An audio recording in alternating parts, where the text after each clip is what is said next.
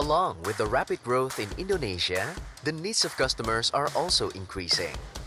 They demand an associate to support them achieving life goals.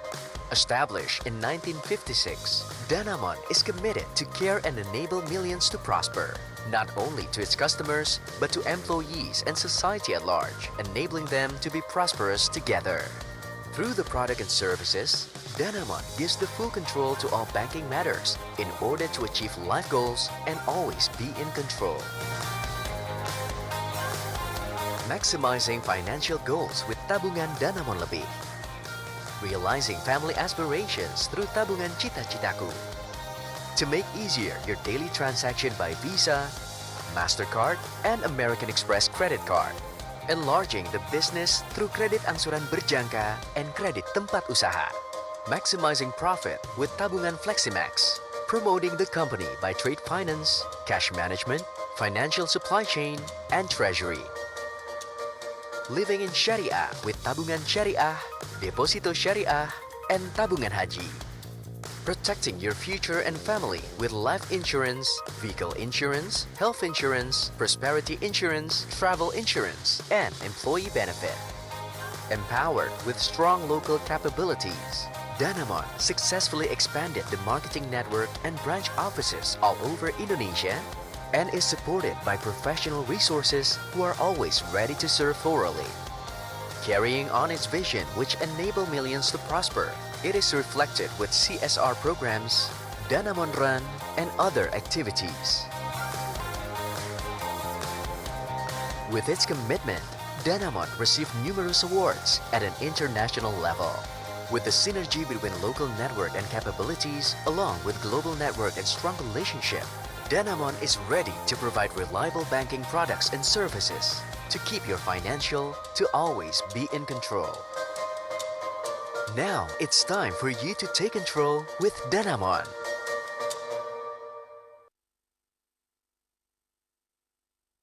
Bukan tahun yang mudah. Semua terasa di luar kendali. Tapi bersyukurlah untuk semua yang ada hari ini. Karena ternyata kita tidak menyerah. Kita tidak pasrah, kita tak hanya tinggal diam. Dengan semua ketidakpastian, kita terus berusaha. Tak hanya secara fisik, tapi juga secara mental. Untuk akhirnya sampai di ujung tahun ini. Dengan kegigihan, kita pasti bisa lalui ini semua. Bertahanlah. Ini waktunya sambut 2021 dengan penuh percaya, menatap ke depan. Karena selalu ada secercah harapan. Bersama Danamon yang membuat semua kebutuhan perbankan Anda tetap terkendali.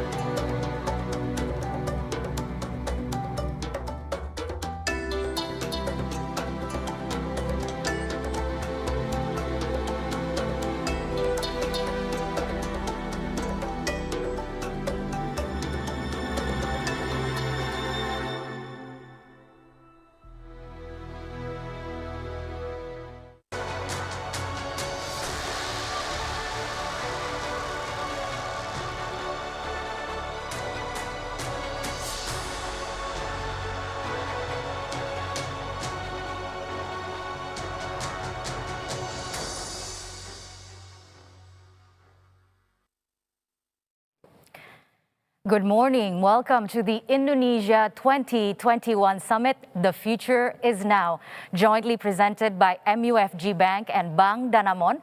Both are members of MUFG, a global financial group. I'm Kania Sutisnawinata, your host and moderator for today. The Indonesia 2021 Summit is held as a thought leadership platform dedicated to MUFG Danamon customers. I would like to also welcome everyone who are joining through live streaming on digital channels of medcom.id and Danamon.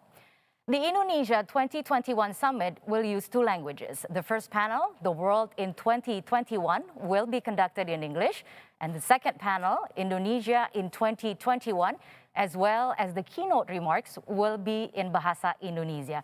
So for our Zoom webinar participants, if you can listen to the audio in a different language, either English or Indonesian, by using the interpreter feature, which is also available at the bottom or top of your screen. You can click or tap on the interpreter button and choose the language you wish to hear. The Indonesia 2021 Summit akan diselenggarakan dalam dua bahasa. Diskusi panel pertama, Dunia di tahun 2021 akan menggunakan bahasa Inggris. Sementara di diskusi kedua, Indonesia di tahun 2021 serta pidato kunci akan menggunakan bahasa Indonesia. Jadi bagi Anda peserta Zoom webinar, Anda dapat mendengarkan audio dalam bahasa lain, Inggris atau Indonesia dengan menggunakan fitur interpreter yang tersedia pada bagian bawah atau atas layar Anda. Anda dapat mengklik atau mengetuk tombol interpreter dan memilih bahasa yang diinginkan. The world is recovering from the downturn triggered by the COVID-19. The downturn is just one of many disruptions to our lives caused by the global pandemic. However, vaccination rollouts have raised hopes of a turnaround, especially in the health and economic sectors. Yet, it is only the beginning to do more homeworks that need to be done. Our response to what we are dealing today will shape our future for years to come, and that is why it is important for us to lay the foundations and strategies for a durable, equitable, and sustainable economy. And that is also why we are gathered here today to find out about what 2021 holds for Indonesia and for the rest of the world. We are honored to be joined by prominent international and national experts, and they are with us today to discuss global and national outlook, current trends and risks, and how are we going to respond to these. Before we open today's event, let's take a look at the following video.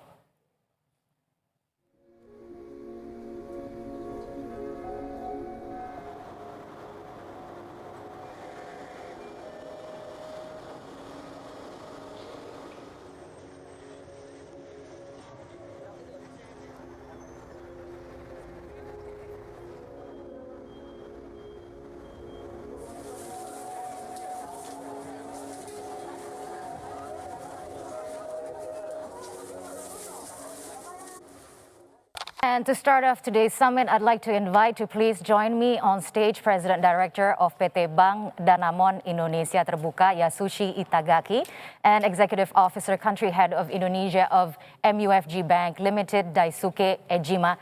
Pak Yas, Ejima-san.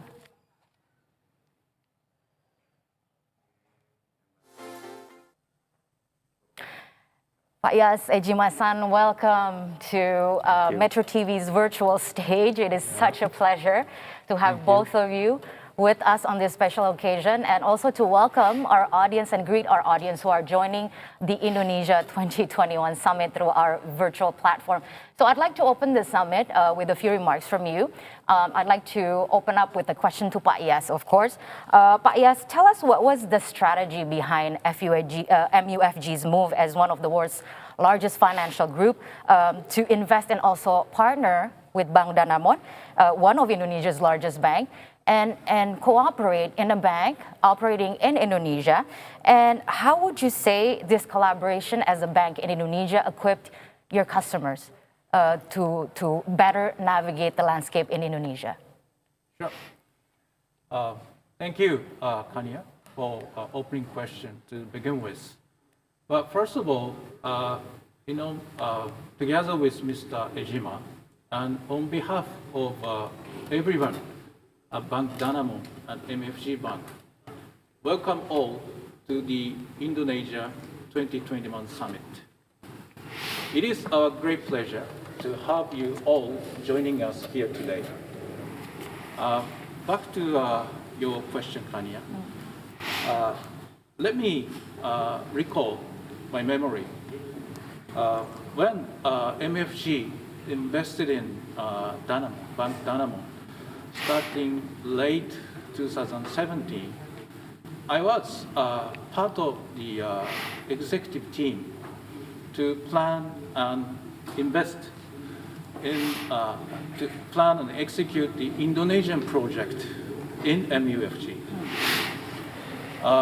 So I was, in a sense, a real insider to witness how MUFG achieved its long-time dream to partner with Bank Danamon. It is a historic moment for MUFG to demonstrate to the world its desire to invest in the future of Indonesia. It was an 8-year-long journey, and I was very proud of being a part of such a big project. And right now, I am even more proud of being a part of Bank Danamon, working on the ground in Indonesia. With MUFG, Bank Danamon is raising our new profile. Unique hybrid bank, where we combine the local capability and franchise of Danamon and global network technology and insights of the MUFG, the global house. So jointly, we are creating new business opportunities, providing end-to-end services to our clients. But more importantly, all of us are having a spirit that we act with the best interests of our customers. Our growth is dependent on our customers' growth. That's where we are working together. Thank you. Thank you, but yes, it is such, as you said, a unique hybrid bank. I like that. I'd like to continue with Ejiman-san.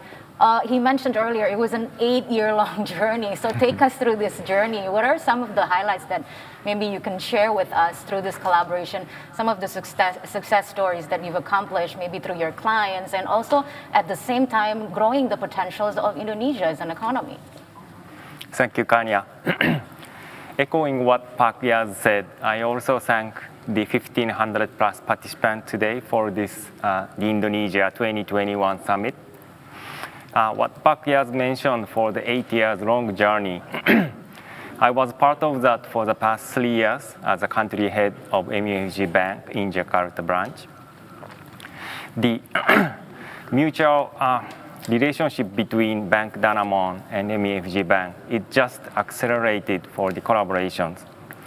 So with combined business activities, now we are able to provide the end-to-end coverage in terms of products, in terms of the client, or in terms of the geographic areas. In addition to that, Bank Danamon is now a member of MUFG, what we call partner banks. We also have Bank of Ayutthaya in Thailand, Vietin Bank in Vietnam, and Security Bank in Philippines. So all of these partner banks, we are accelerating the collaboration together, which means we can provide more flexible and easy access for our clients to those ASEAN countries.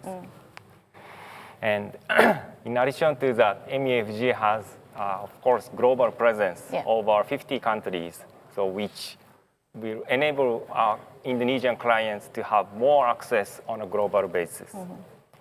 Today, the Indonesia 2021 summit, I hope this is a good showcase for our successful collaborations. And also, we are hosting upcoming 3 days business matching fair. Oh, okay. Business matching, it's not just introducing both institutions' client each other. Rather, we carefully examined each company's business strengths and opportunities so that we are able to provide the best matching business talks among our portfolio of clients. So hopefully through these 3 days session, client can find business growth areas through business talks. So to answer your question, yes, I think we are very proud of for the past 3 years collaborations, which is accumulated and accelerated. And we are determined and committed to encourage and to accelerate more in upcoming years. Okay. Preserving the local businesses and also having access to an international network, that is Right. quite wonderful. I'd like to move on to why we are holding this summit today. I'd like to hear what your thoughts on this. And you know, compared to maybe 2 years ago, the last summit was in 2019. I think. And I just wanted to know how different. Of course, it's a different environment right now. We still have the pandemic, COVID-19 going on. And I just would like for you to maybe think of a particular message that you would like to convey to your audience, your customers watching this summit right now through our virtual platform. What is it, the reasoning behind this summit, and what do you think the audience can gain by watching this summit? Okay, Tanya, thanks for the second question. Well, let me touch on the theme of today's webinar. Yeah, the future is now. Well, this is a bit strange phrase. Normally, future is future, now is now. Why do we mean by the future is now? Maybe the theme behind this title is the pace of the changes are becoming shorter, more rapid, right? There are two reasons behind. One is a global economy or globalization. If COVID pandemic took place, let's say, 100 years ago, the pace of spread was not like this, right? Due to this global traffic, right? So we are better equipped right now. Exactly. The second driver behind is the digital technology, right? Digital technology sometimes disrupt us, but however, really give us a benefit. Digital technology enable us to hold such a unique webinar, reaching more than 1,500 participants. So this means by leveraging the emerging technology, we are able to create new services, new businesses. And that's how Bank Danamon and MUFG are trying to create new value proposition. So at the end of this seminar, our distinguished guest speakers or panel speakers are talking about the future, right? So I hopefully everyone at the end of the day today feel a sense that you own your future. Future is now. That is a great message. I'd like to go to Ejima-san, maybe perhaps the same question, and also add a little bit on why do you think it's really important to have this summit and talk about the future is now? Thank you, Kanya. What Pakyaz said is extremely meaningful for our client. At the end, economy is all about cycle. Currently, we are in a little difficult situation, downturn trend, and we are not seeing the light yet. But at the end, it will come up for sure. So there are many people who have different views at this moment. Some are more on the pessimistic side and more on the opportunity side. Where are you? I'm a little bit more on the opportunity side.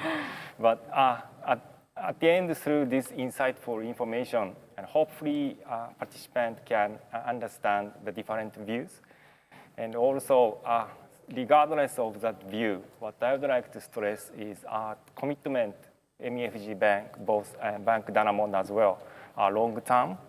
So through this difficult cycle, also through the upward trend, etc., we hope to continue to contribute for the country of Indonesia. It is quite the commitment, to be displayed through this summit. How we have wonderful speakers joining us as well. We have international speakers and also local speakers. We want to get a little bit of both, a perspective from the global and also a perspective from the local, and to see how that is going to be developing throughout this 2021. So I'd like to ask, this is the very last question before we move on to our next agenda. Pak Yas, how would you describe 2021 for you? What are you expecting to see, and how do you think the customers can navigate better through this year? My simple description of this year is I am cautiously optimistic. Thanks to the enormous efforts or policies that our government is deploying, we are very different from where we were in the Asian crisis, right? In the banking system, we have ample of liquidity, right? So once the vaccination is well rolled out, and people gain more confidence, absolutely, we are able to fly out. But it takes time, yeah? Yeah. So we have to be patient, but cautiously very optimistic. Cautiously very optimistic, and we have to be patient. Right. We have to be patient. Ejima-san, Later in this year, I see the good chance that we will see the light, especially on export side. It's already slightly picking up. Some other countries are already on a good shape. So hopefully manufacturing side will take advantage of that trend, and that will have positive impact toward domestic consumption area. So later in this year, second half, we hope to see a good sign. you hope to see a good sign. Okay, very well. I think that describe and will set the tone of our discussion later on throughout this 2021 summit. Thank you again, both Pak Yas and also Ejima-san for joining us, and also for greeting our audience joining through our platform, a virtual platform. And this event is surely an important element in how MUFG and Danamon collaborate for the benefits of their clients. And I hope both of you will enjoy the rest of the agenda as we move on towards the next agenda. And saat ini telah bergabung, sepertinya saya akan langsung menggunakan bahasa Indonesia untuk mempersilahkan dan juga memperkenalkan sekaligus mengundang keynote speech yang akan segera disampaikan oleh Menteri Badan Usaha Milik Negara Republik Indonesia, Bapak Erick Thohir.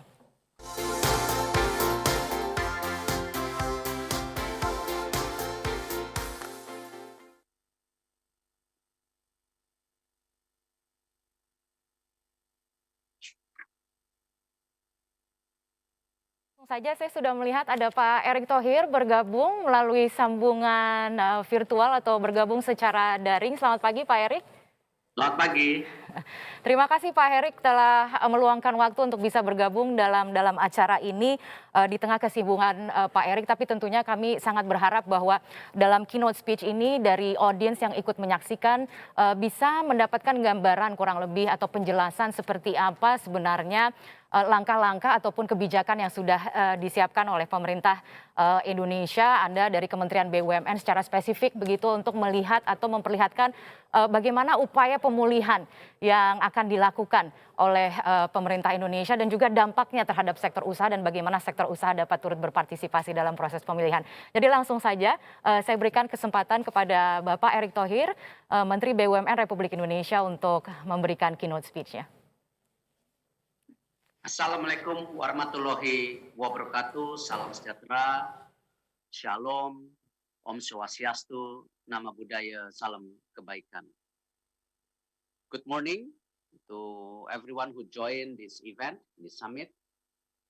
Especially thank you for the invitation by Mr. Yosushi Hagaki, CEO of Bank Danamon.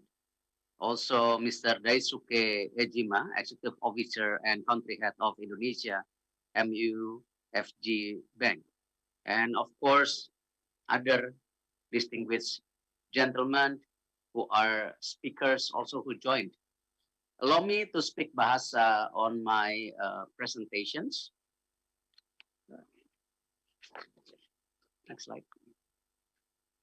Sejak awal, pemerintah sangat konsisten hanya fokus kepada 3 program, yaitu Indonesia Sehat, Indonesia Bekerja, dan Indonesia Tumbuh. Tentu kalau kita bicara bekerja dan tumbuh, tidak mungkin bisa berjalan kalau Indonesianya tidak sehat dulu.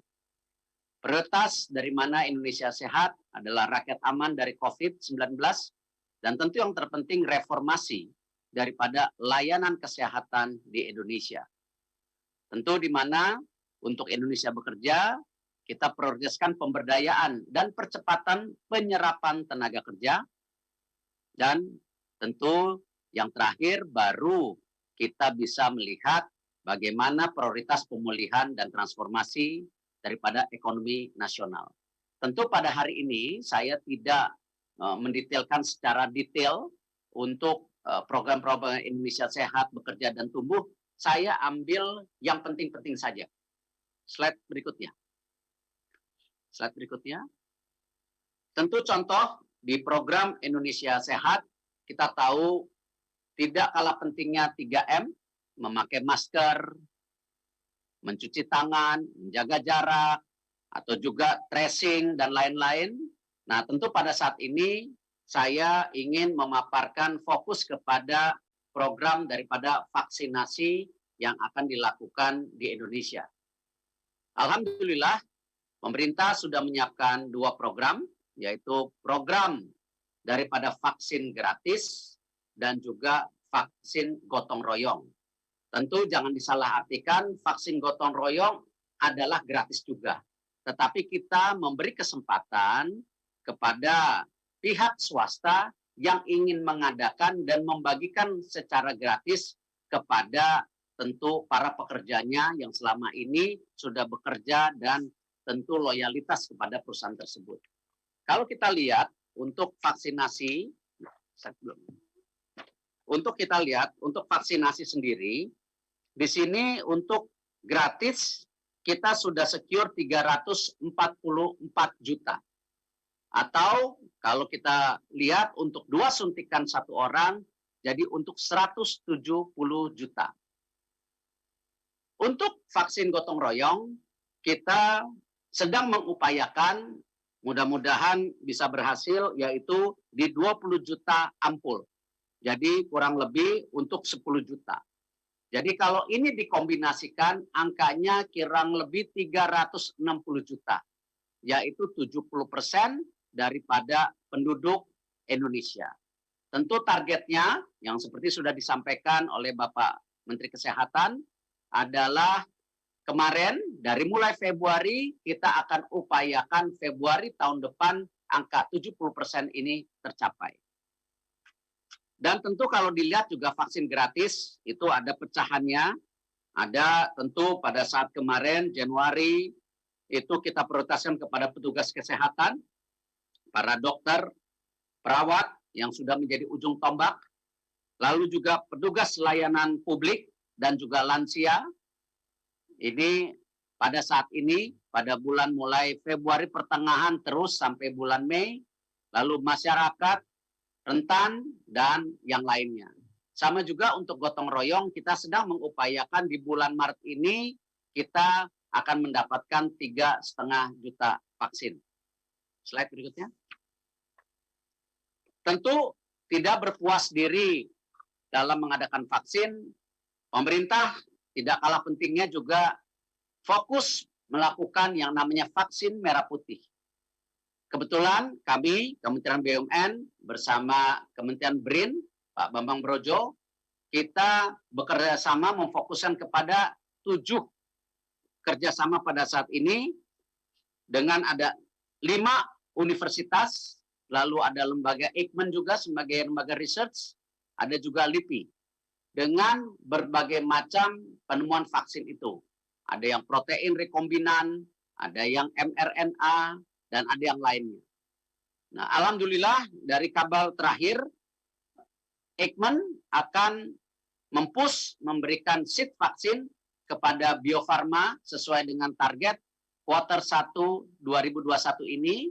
Jadi pada bulan Maret ini kita harapkan bisa on time. Dan lalu kita akan melakukan uji klinis daripada vaksin atau seed vaksin yang sudah diberikan oleh Eijkman nantinya.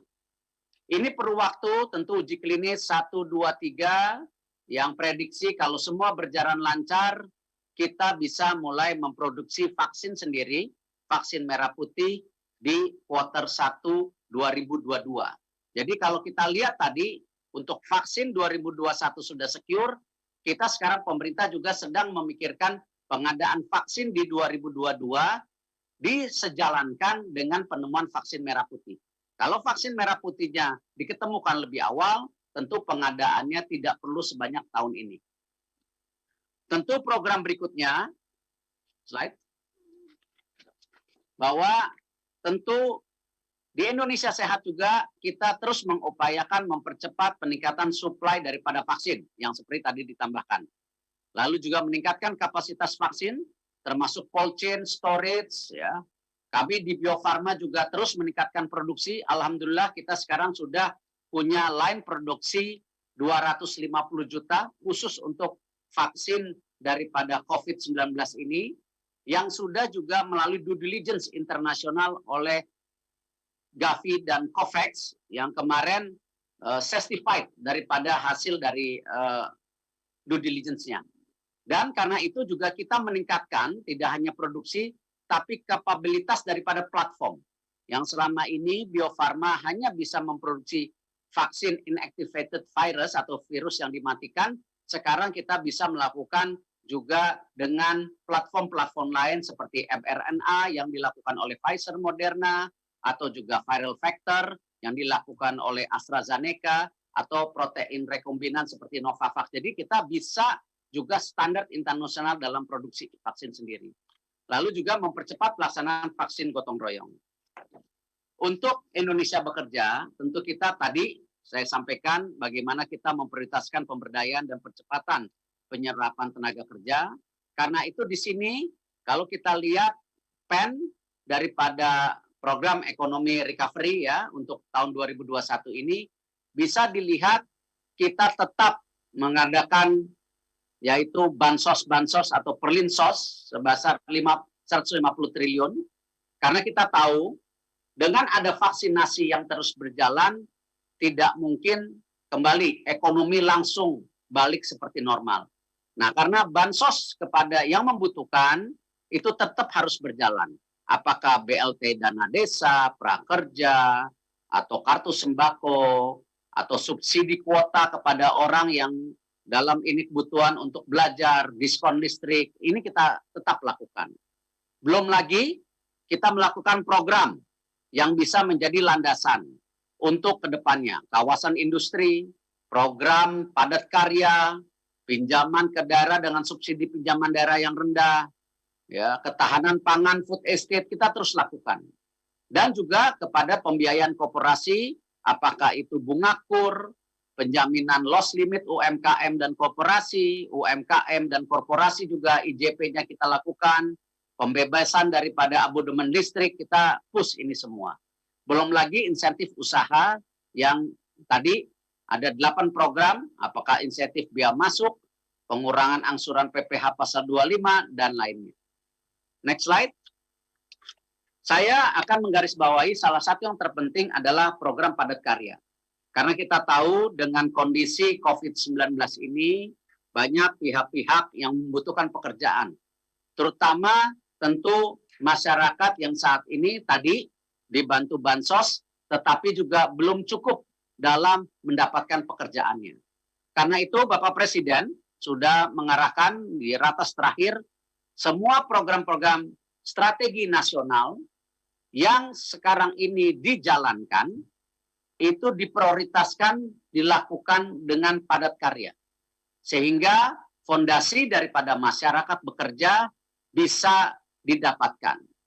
Inilah salah satu contoh-contoh program-program yang sedang dilakukan oleh pemerintah dalam pada keberpihakan kepada masyarakat untuk mendapatkan pekerjaan di program padat karya.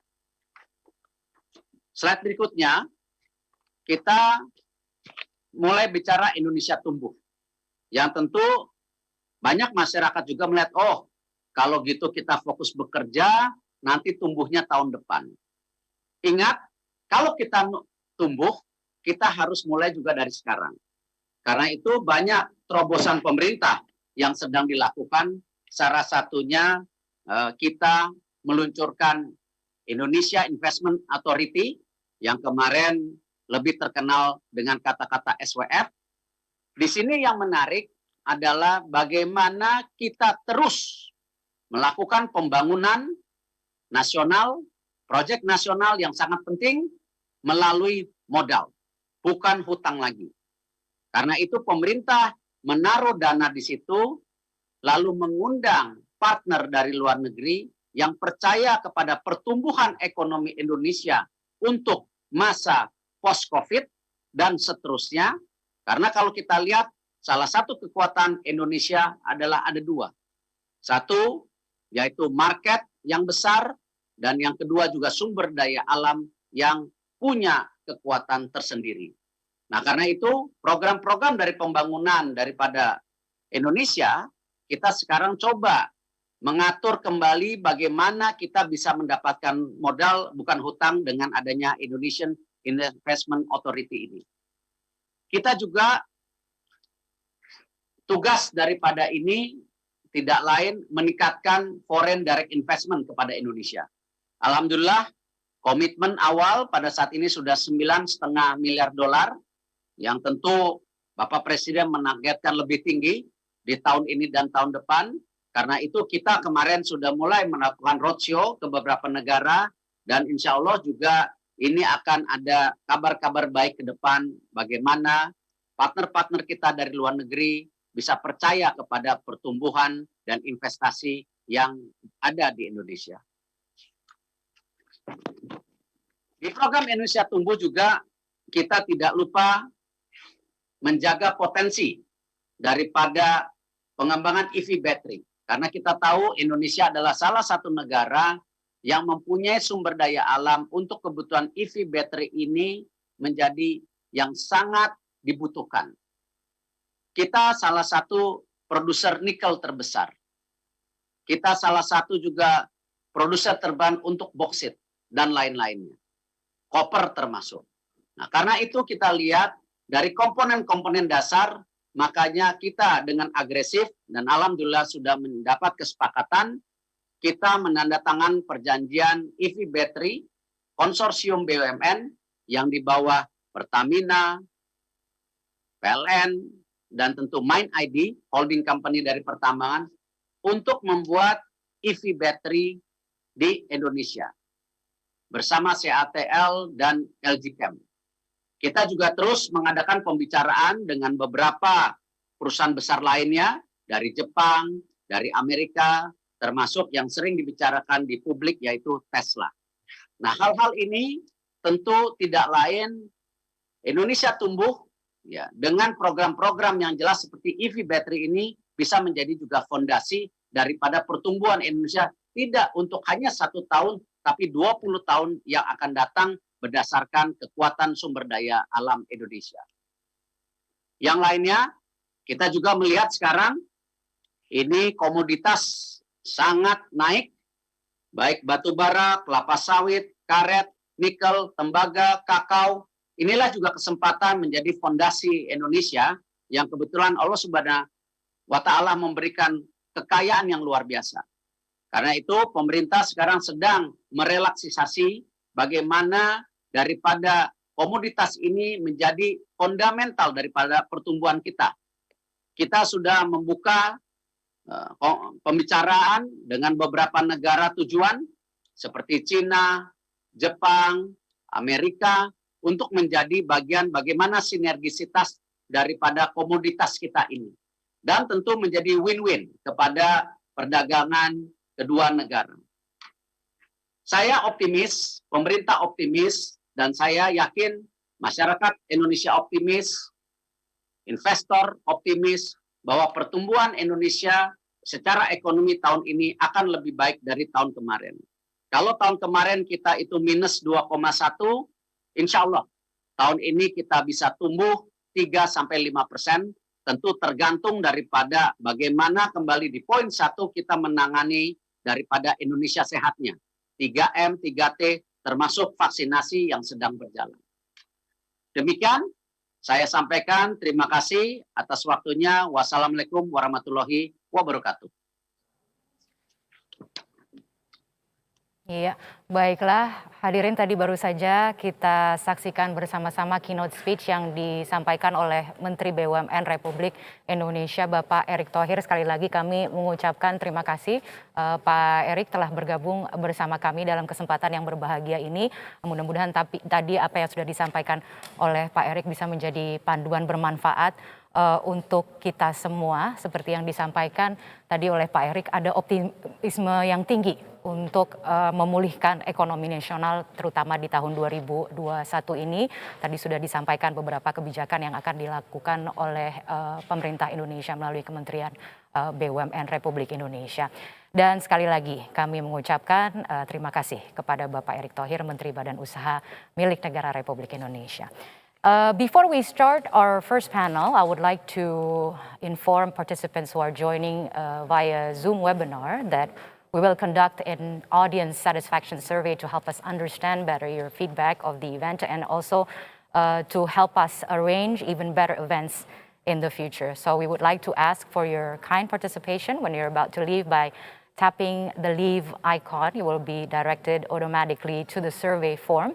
Please fill out the survey entirely, and the survey can be completed quickly and is completely anonymous, and they will be very much appreciated. Thank you again for your support.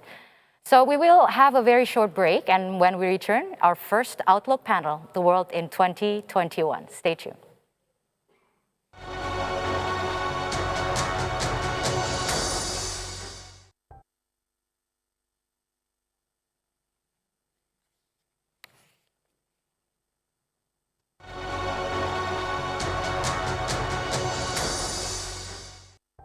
2020 bukan tahun yang mudah. Semua terasa di luar kendali.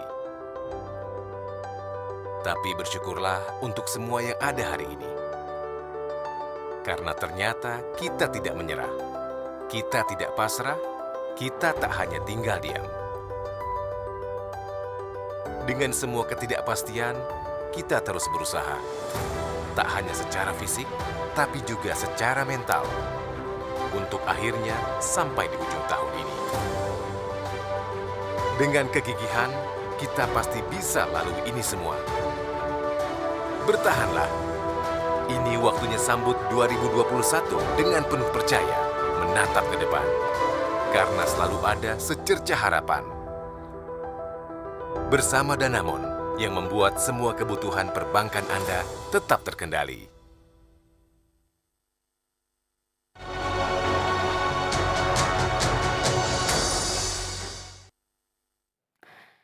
And welcome again to the first Outlook panel in the Indonesia 2021 Summit, The World in 2021. The global economy is projected to grow 5.5% in 2021 and 4.2% in 2022, a level still below pre-COVID-19, but a recovery nonetheless. Economic activity appears to be adapting to challenges and also disruptions, leading businesses to adapt quickly or be made irrelevant to the current circumstances. And the slow rollout of vaccines, effective vaccines, is also sending a high expectation to the world that perhaps the end is in sight for COVID-19. Positive outlooks aside, there are many lingering concerns that remind us to stay alert and watch out for the uncertainties and any possibilities.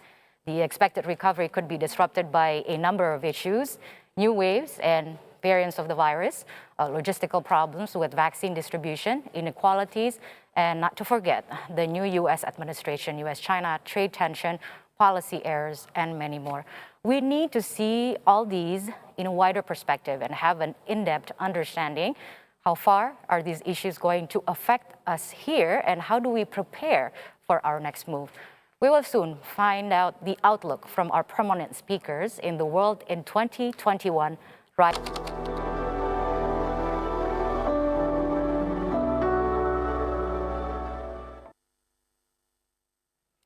And joining us from New York, let's welcome our world-class panel for this session. Allow me first to give a brief introduction to this panel.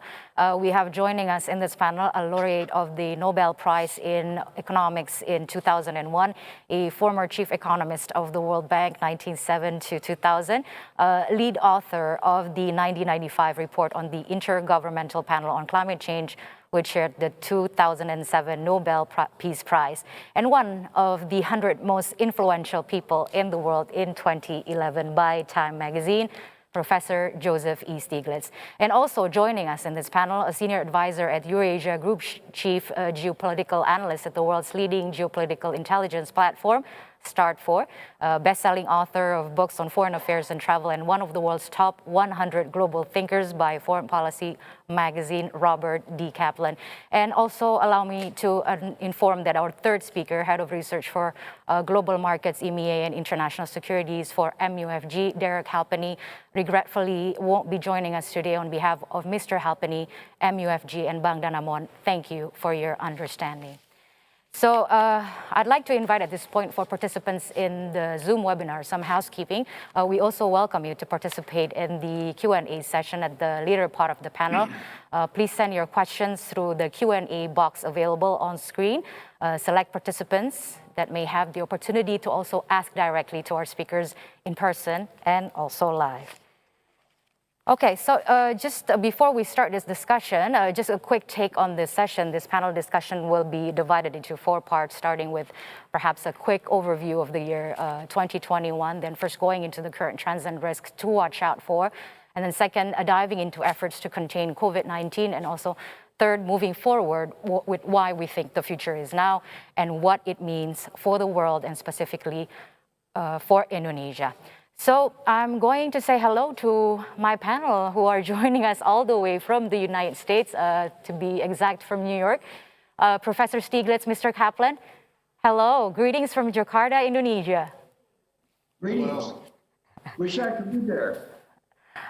Same here. I agree. Oh, but it's such a pleasure to have you both through our virtual platform. This is such a wonderful opportunity for us to have this discussion and this conversation. But to start off, I'd like to ask the same question to the both of you, just to give us an overview of how you see the world in 2021 and what will be your at-a-glance look at the world this year. Let's start with Professor Stiglitz first. Well, you gave the numbers about the sense of where the general consensus of where the economy is going. The critical factors are 2. One, the pace at which the vaccines are going to be rolled out. I was on a Zoom a week ago with the head of Moderna, one of the vaccine producers, and he was confident that there would be enough vaccines in the United States by the end of the second quarter to vaccinate everybody in the United States who wants to be vaccinated. Now, that's another problem about the fact that some people are reluctant. But the developing and emerging markets are not having access to the same extent in the vaccines. So the first qualification about the pace of recovery is the pace of the rollout of the vaccines. The second one is the strength of the economic measures that are going to be taken to resuscitate the economy. Now, in the United States, we're lucky. President Biden is putting forward a very strong package of $1.9 trillion. I think it's very likely he will get almost all of that. And that is setting the scene for the United States to have a very strong recovery. And there's a second program that he's going to, infrastructure, green, that will be coming after that. And that will also serve to stimulate our economy. Europe has been much more modest. In many ways, the programs have been better designed, but the magnitude have been much smaller. And the result of that, at least that's been an important contributor to the fact that their downturn is about twice as bad as that of the United States. So these are at least 2 of the major factors that will determine what will happen in the remainder of the year. You know, it's great that there's light at the end of the tunnel, but the tunnel is a long way before the end. The end. Very well. How about you, Mr. Kaplan? What's your take? Well, the first thing about 2021 that I'll say is that I think we're going to see a stabilization in the US-China rivalry. It doesn't mean that there'll be concessions by either side or that the rivalry will be less intense, but that the Biden administration, and I think this will be agreed to by Xi Jinping in China, are going to try to set parameters around the relationship, rules of the road, so that there will be less of a likelihood of any unfortunate incident or accident that leads to an accidental explosion, military or otherwise. I call it the post-Cuban Missile Crisis effect. Remember, the Cuban Missile Crisis of October 1962, both superpowers, the US and the Soviet Union, were staring into the abyss. They actually thought that nuclear war was possible, and it scared the daylights out of them. So after the Cuban Missile Crisis, you had a hotline between the two leaders. You had nuclear arms limitation talks. You had test ban treaties. You had more regular summitry, all of which did not solve the Cold War, but it did make it less dangerous. And I think that's the phase that the Biden administration is going to try to lead towards U.S.-China relations without making any substantial concessions. I think in the U.S., will remain divided politically. The recent election was not a transformative election. It was not in any way a new beginning. It left the country divided down the middle. And the opposition party, the Republicans, are themselves divided. And without a healthy opposition, it's hard for a democracy to function as well. Okay. So I think the problems in the U.S. internally, politically, will continue. Okay. I think in terms of COVID-19, the key thing to keep in mind, and this was alluded to by Professor Stiglitz, was that the developing world is not going to recover from it or have access to vaccines as much as the developed world is. And that's gonna lead to a lag, and it's going to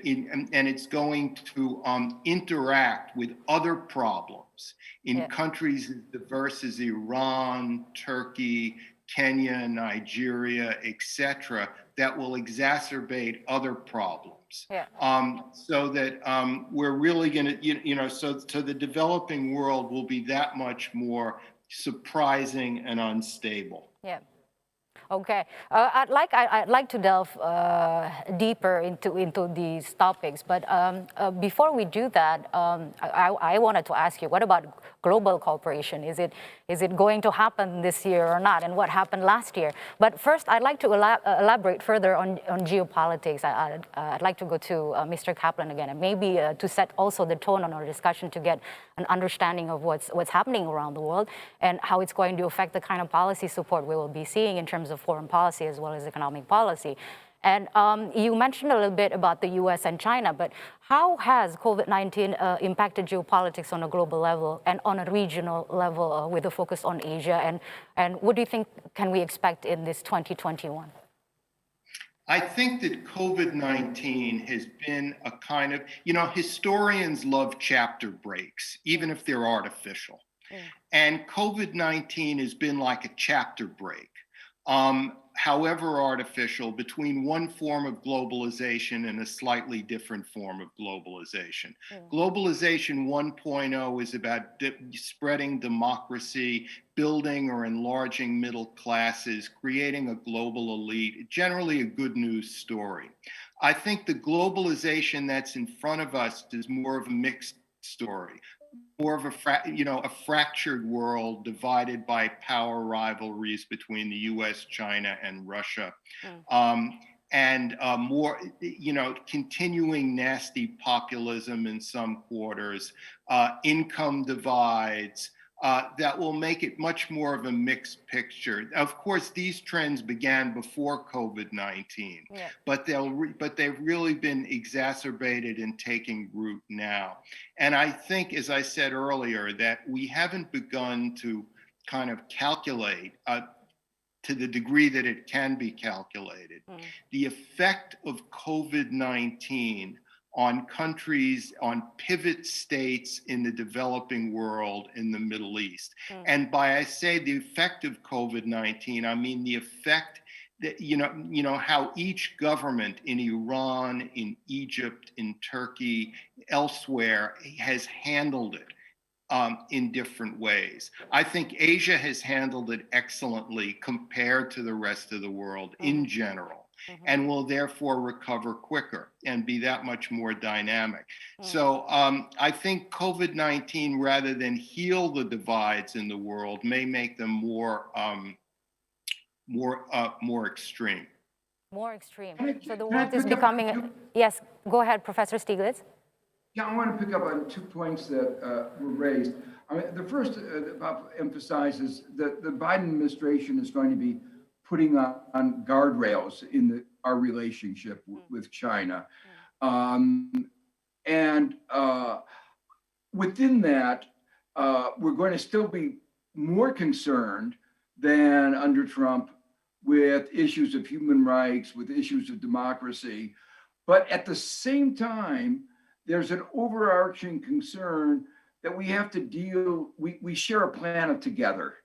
And we have to figure out how we're going to deal with some common problems. Yeah. Climate change is very high on the agenda of the Biden administration. Climate change is a global problem and can only be addressed globally. So Okay. I think the post-pandemic world is going to have an element of cooperation, and the same thing. The pandemic showed us that we need to cooperate in addressing global health problems. Yeah. And I think the Biden administration is going to be pushing that cooperation, even at the same time that it's going to be continuing talking about human rights and democracy. Okay. Your response to that, Mr. Kaplan? So what can we Yeah. expect? How would you evaluate? Let's go back to the Biden administration. How can we evaluate his initial move? You said that he's going to be focused also on domestic issues. But in terms of foreign policy, what can be expected to happen this year? And has the policy or the policy outlook so far been responsive enough to the risks and threats that the world is facing? Since we need a global leadership to make this cooperation happen. Yeah, I think that so far there has been a lot of cleaning up to do from the Trump administration. And the infusion of competency at the upper and middle levels would lead to its own dynamic, its own dynamism in and of itself. I think they haven't done anything really surprising so far. It's very early. I think that the big surprise in terms of personnel, not a surprise, but it's different, is to create an Indo-Pacific czar in the National Security Council, Kurt Campbell. And that's big because, the Indo-Pacific, is a new old region, and it has been elevated bureaucratically to a higher level than all the other geographic areas in the National Security Council. And that shows, the Biden administration's determination to grapple with the U.S.-China challenge. The big surprise in terms of personnel, and of course, who you appoint, you are who you appoint. So personnel really affects policy. The big surprise is his pick of defense as Defense Secretary General, Army General Lloyd Austin, when most people were expecting Michelle Flournoy, my former boss. Austin, spent his life in the Army. He's been a specialist in the Middle East. He's sort of unknown on the Asia circuit. The Asia circuit is more naval rather than land and army. So he's somewhat of an unknown, and this will play itself out. This will play itself out over time. But I can't emphasize enough the quality of the people that Biden has appointed at the upper and middle levels. It's like competence on steroids. And so they're not going to do anything rash or irresponsible, but the problems are really, really hard. Yeah. Professor Stiglitz, the problems are really, really hard. I want you now to sort of give also an evaluation on the kind of economic policy response that we're seeing around the world as the world adapts to COVID-19. Specifically, you already mentioned about the 1.9 trillion economic stimulus to help fight COVID-19 in the U.S., which you said is going to be passed. And you also said that is exactly what is needed by the U.S. to recover its economy. But what does it mean for the rest of the world? How important is this for those outside of the U.S.? Well, it's important in several different ways. First, we're a big economy, and if our economy is doing well, it will have spillovers for the rest of the world. So you can't have a robust global recovery unless you have a robust US recovery. And I think we're going very strongly in that direction. Secondly, it's important because it's setting a model. Europe should be taking stronger measures. And by showing that strong fiscal measures are what is required. Monetary policy didn't get us quickly out of the 2008-9 Great Recession. Monetary policy won't solve this. It's fiscal policy.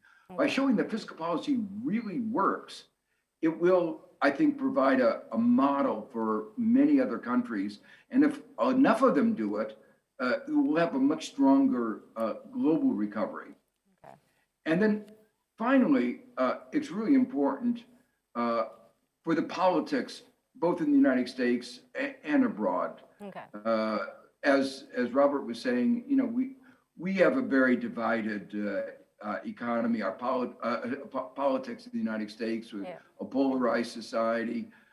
But I believe that if our economy does well, it will help shape the direction of our politics in a way that I think is consonant with what most Americans want. If you ask most Americans about specific issues like, should the minimum wage be raised? Should everybody have access to health care? Should there be gun control? Should we, you just go down that long list, 2-to-1, 3-to-1, they support these kinds of policies. Yeah. And our politics has not been able to enact them. And I think if we can succeed in getting a couple years of really strong prosperity under Biden, maybe our politics will move in a way that we can actually get our politics to reflect what the majority of Americans want, and what I think would be good for the country and for the world. For the world. And how should the world adjust to this? Let's go back on the U.S.-China relationship. It is of great concern to the world. I want to ask to Mr. Kaplan as well. How much of a risk will this U.S.-China relationship going to affect the global stability? Maybe perhaps in 2021. We're seeing that maybe perhaps the U.S. will not want to go back and forth with China, especially since there is a unique bipartisanship in how the U.S. should respond to China. Then what's your take on this? And how should the world adapt to this and adjust to this? The danger is that China has gone over the years from being an elite issue to being a public political issue. When it's an elite issue, in other words, a small foreign policy problem like the Caucasus or Ethiopia, about 200 people in Washington matter and decide what the policy will be. And it tends to be much less politicized, much less emotional. But China has become a very emotional issue, exacerbated by former President Trump during his 4 years in office. So that's the danger. That being said, I think one of the reasons, the functional reason why it's called a new Cold War is because neither side wants it to be a hot war.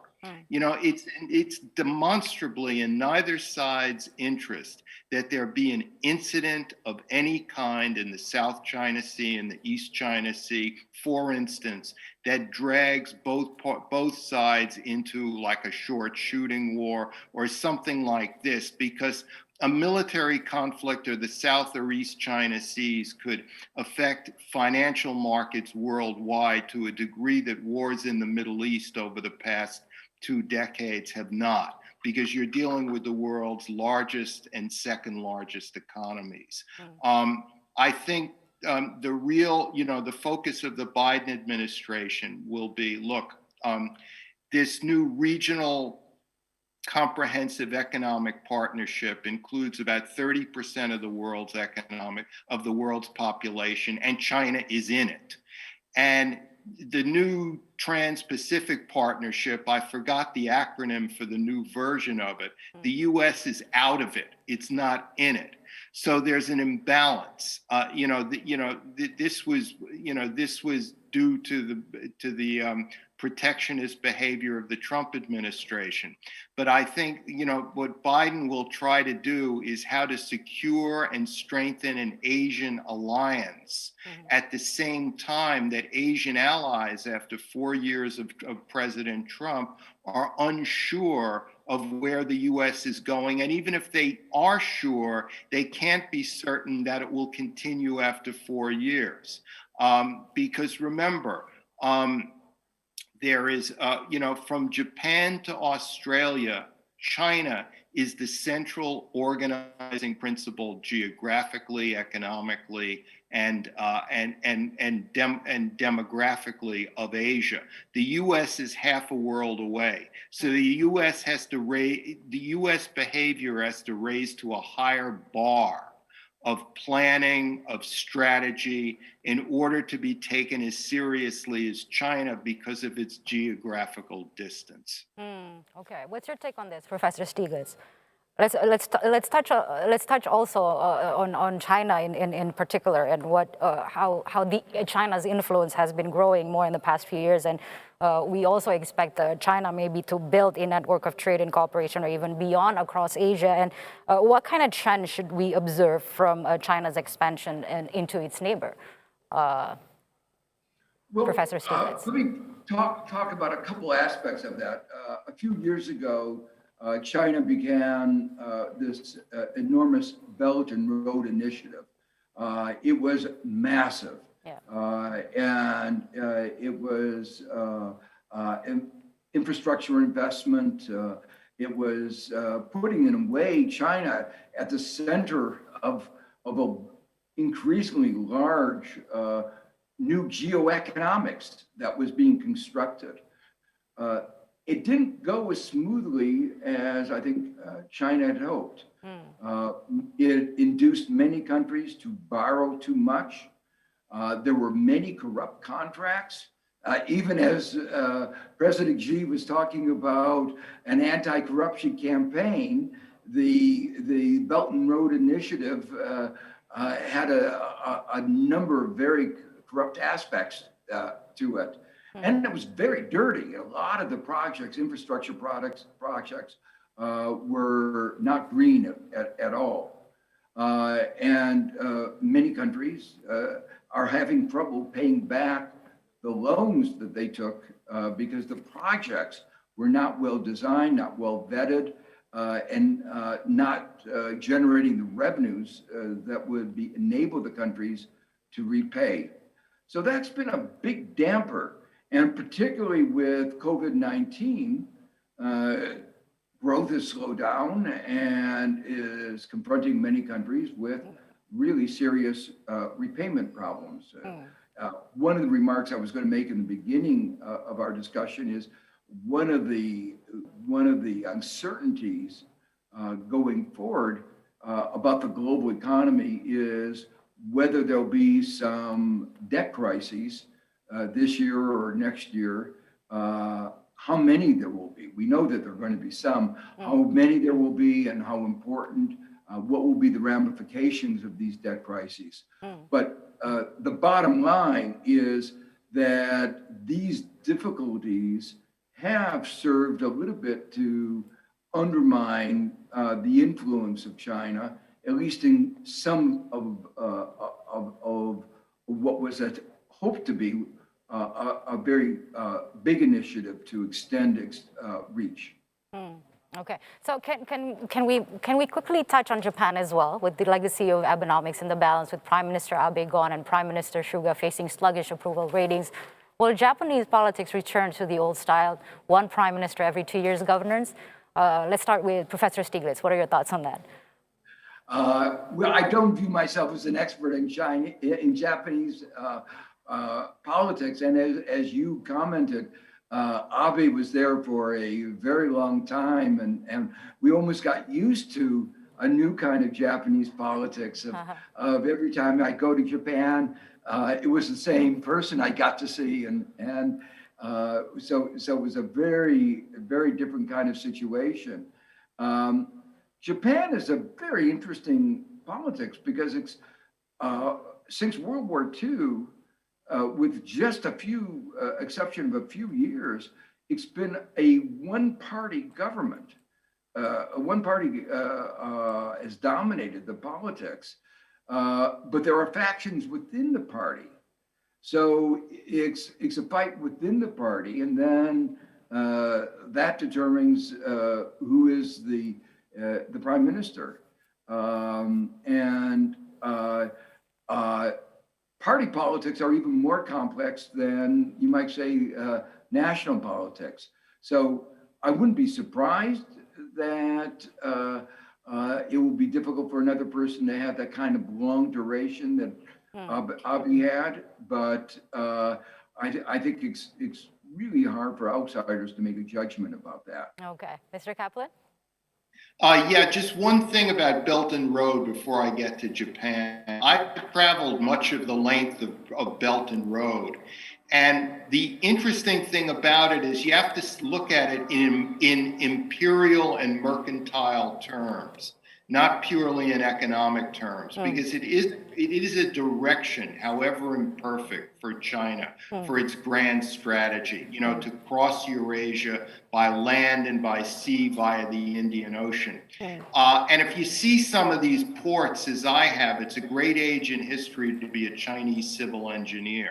I mean, because they're really building massive things. How they will work out economically is open to question, but it's a clearly very dynamic, ambitious attempt to kind of externalize China's economy. On Japan, I can't say whether it will politics will return to the pre-Abe normal, but Japan has a big question in front of it, a really tough issue that emanates from President Trump's time in office, which is, can the United States be as trusted as it used to be? And if it cannot, does it have to make more side deals with China? Because Japan has been trading with China, has been in relationship with China in one way or another for the past millennium. So Japan in a way is used to that. Japan has real serious security problems, not just with China breathing down its neck, but with South Korea.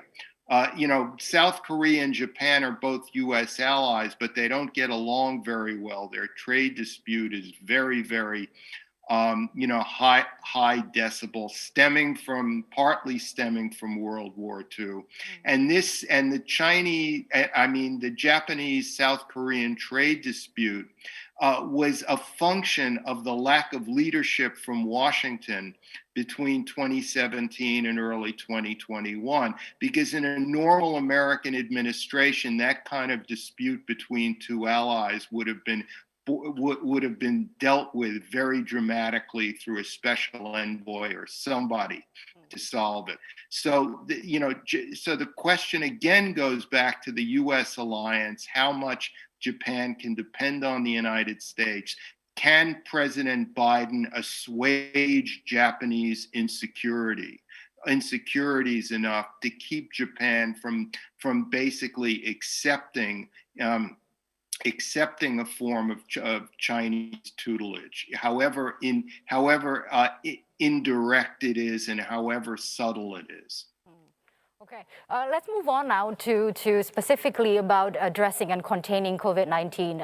Early in the discussion, you've already mentioned how vaccination rollouts, distribution, it's a factor, a key to watch out for in 2021, and will still be a major risk for 2021, the COVID-19 itself. And I'd like to take before we go into it, I'd like for Professor Stiglitz perhaps maybe to give a comparison on the sort of crisis we are facing right now as compared to the crisis in 2008, 2009 maybe, and how it's going to affect the recovery process in every country in the world.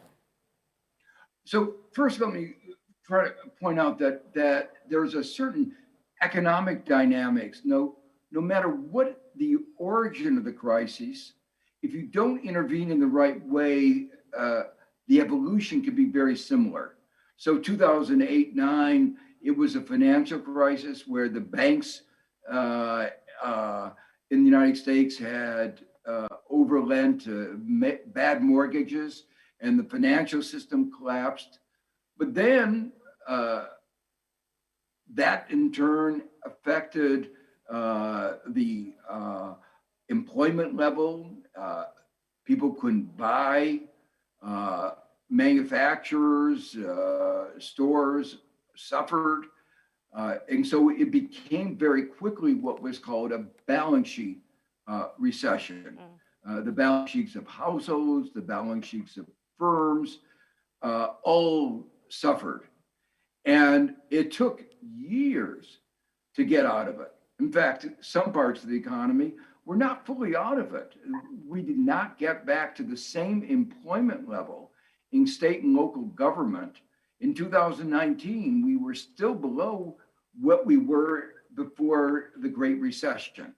So it takes a concerted effort to build back the economy. Yeah. Now, this is totally different origin. It was the pandemic, the containment, the shutting down the economy. But now we're in a situation where balance sheets are again eviscerated. Corporate balance sheets, household balance sheets. What is distinctive about this economic downturn, though, is what many people refer to as its K-shaped nature. Yeah. The people at the bottom have really suffered, and the people at the top have actually done not that badly. And that is part of the complexity of the recovery.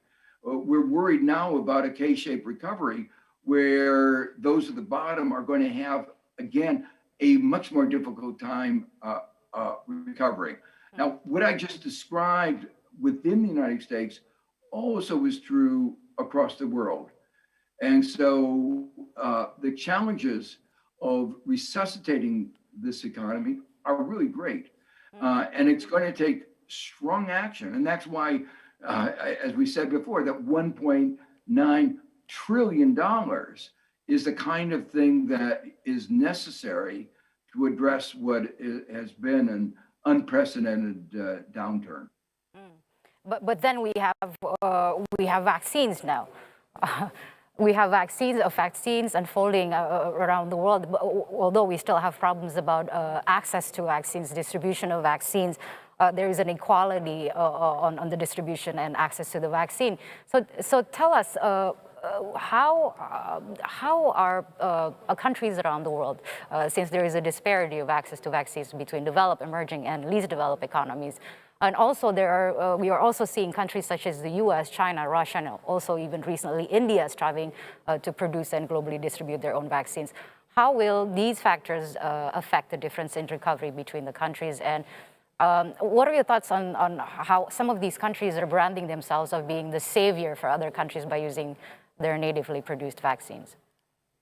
Yeah, so maybe I should begin by saying what I think should be done, and then I'll talk a little bit about what is being done. Okay. I think it is so important for the world to make sure that everybody gets access to the vaccine as quickly as possible. And physically, we can do it. The vaccines can be produced, some of them at relatively low cost. If you think about the magnitude of the economic damage, and you compare that with the cost of vaccinating everybody in the world, there's no comparison. So nobody doing what we would call a cost-benefit analysis you'd have to conclude it is in the interest of the world to make sure that everybody gets vaccinated as quickly as possible. Yeah. And this has become especially important as as COVID-19 mutates. The longer it is going around the world, the more it mutates, the greater the danger is that a mutant variant comes back and we'll have to revaccinate ourselves and design a new vaccine. So it is a real danger. Now, on the positive side, one of the aspects of Biden's new multilateralism is that he's pledged several billions of dollars, I think it's $6 billion, to help the rest of the world get vaccinated, and other countries are stepping up. It would make, one of the things I've been strongly pushing for is the $500 billion issuance of SDR. This is sort of IMF money, supported by almost every country around the world. Unfortunately, our previous president vetoed the initiative at the IMF, and we're hopeful that there'll be a change, of course, with Biden, and that $500 billion will help finance this. But there's another piece to it that's really important, which is the intellectual property. This is not a time to be being selfish about intellectual property and putting profits of the pharmaceutical companies have already made back their money, putting those profits ahead of the lives of millions of people around the world and the livelihoods of people. So these two issues of funding, the SDRs in particular, but assistance of other kinds, and intellectual property, making sure that the access to the intellectual property that can make these vaccines available to all should be first order on the international agenda. Okay. Now, in the midst of the pandemic, there were some very ugly moments where you saw vaccine nationalism. Yeah. And if I had to choose between vaccine nationalism and what we're seeing is vaccine diplomacy, I think vaccine diplomacy, I far prefer vaccine diplomacy than vaccine nationalism. Okay. What are your thoughts on this, Mr. Kaplan? We are looking to the US returning back to multilateralism, including its so-called return to the WHO. Maybe you can comment on that. And how is that going to help the global world in fighting COVID-19? COVID-19 has been a divisive, effect in some ways, but in another way, look, the face of humanity the last 12 months wears a mask. I mean, if there's one unifying visual element of photos from all over the world of human beings, it's that it's someone in a mask, essentially. So that in itself is a unifying element because the whole earth has gone through the same crisis. This is relatively new, in modern history. If you go through modern history, the Cold War, World War I and World War II, the development in Africa and Asia, etc., it's all been different. They've all been in different stages of crises and development, but this is something, this is a very unifying event in a deeply psychological way. Now, the problem, as Professor Stiglitz said, is, alluded to, was distributing the vaccine, because there will be logistical challenges, especially in tropical countries. Is there enough space for refrigeration for large quantity, of vaccines? Is the electrical supply, dependable enough to keep the refrigerators going in rural areas in the developing world? This is very challenging. That said, the vaccines themselves will improve. Science is increasingly a collaborative element.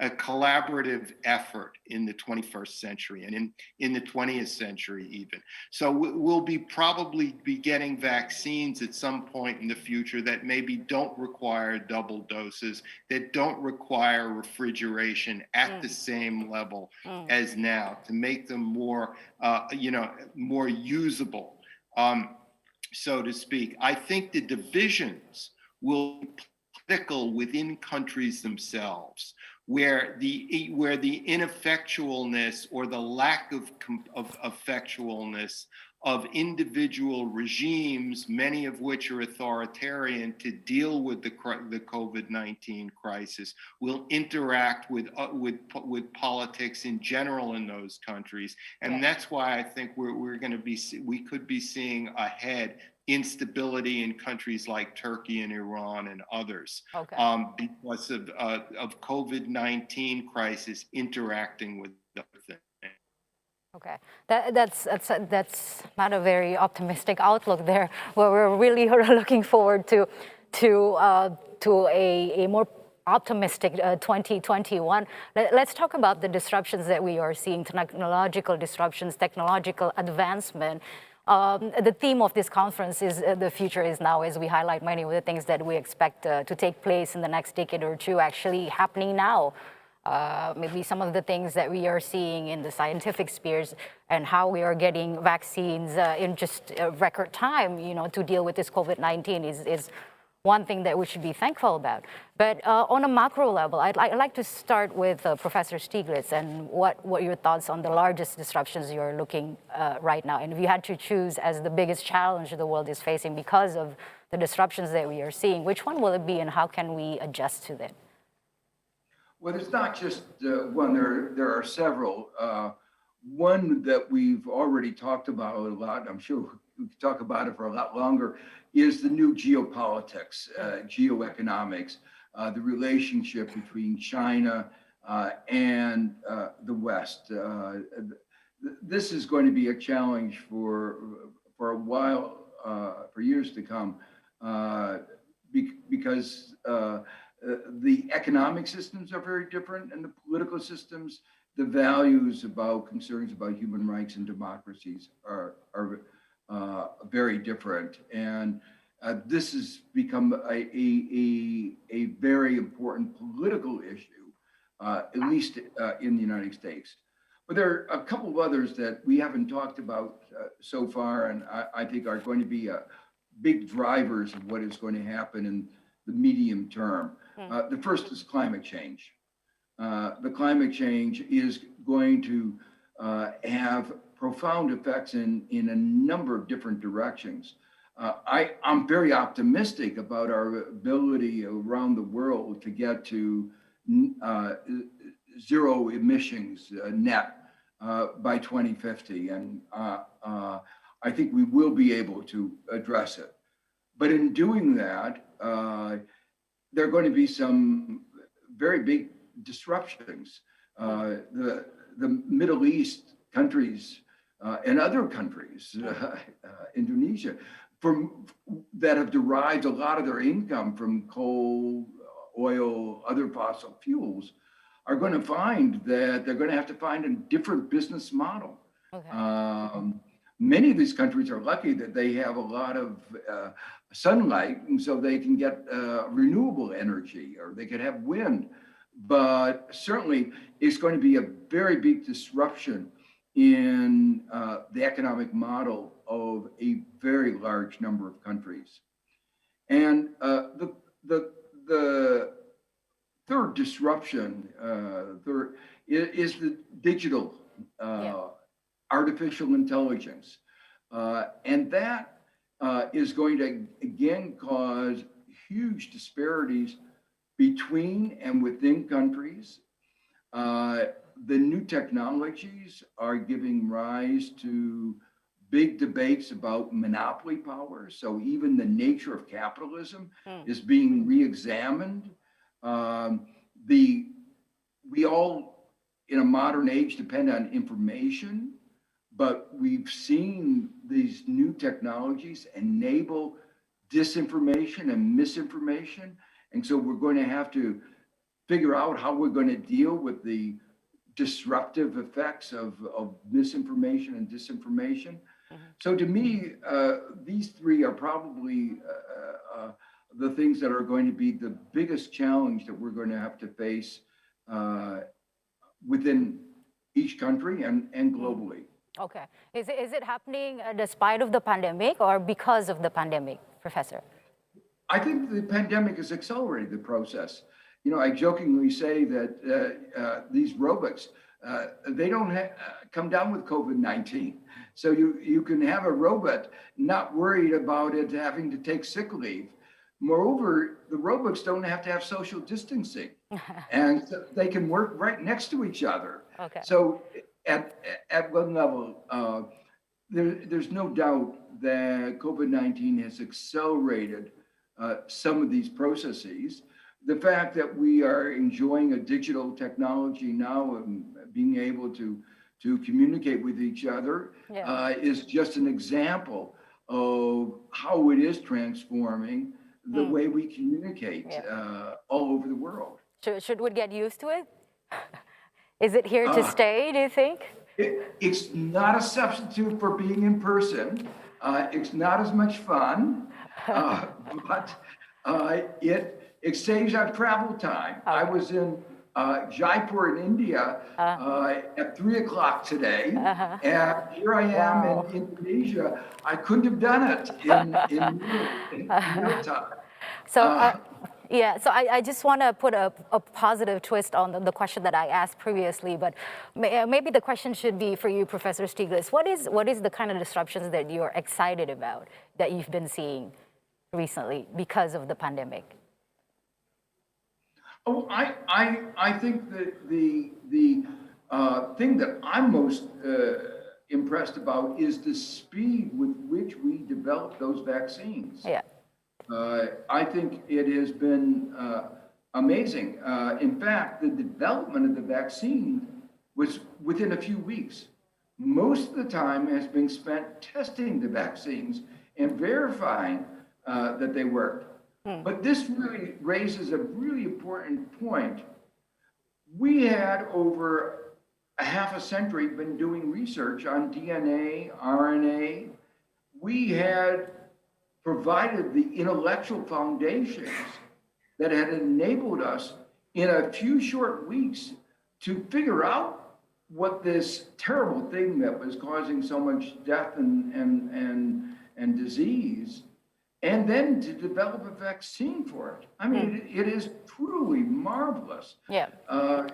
And that as a symbol of the success of our intellectual, prowess of what the scientific community can do and what the commercial community can do to bring this to market, to bring it to people. Yeah. And the whole thing working together has been a truly impressive effort. Mr. Kaplan, to you, when we see history, we see foreign policies because of the pandemic COVID-19, and just to tie it into our theme today, which is the future is now. You recently also mentioned that every crisis, specifically COVID-19, has put history on fast forward. Maybe you can elaborate a little bit on this, how history has been fast forwarded and the future accelerated by the pandemic. And maybe perhaps touch out on the sort of political leadership we have been seeing throughout this pandemic. What are the lessons learned during this COVID-19 pandemic? Yes. Vladimir Lenin is not a man I respect or like. In fact, I despise him. But he did have an interesting quote. He said, decades go by when nothing happens. And then weeks go by when everything happens. His point was that during crises, things move faster.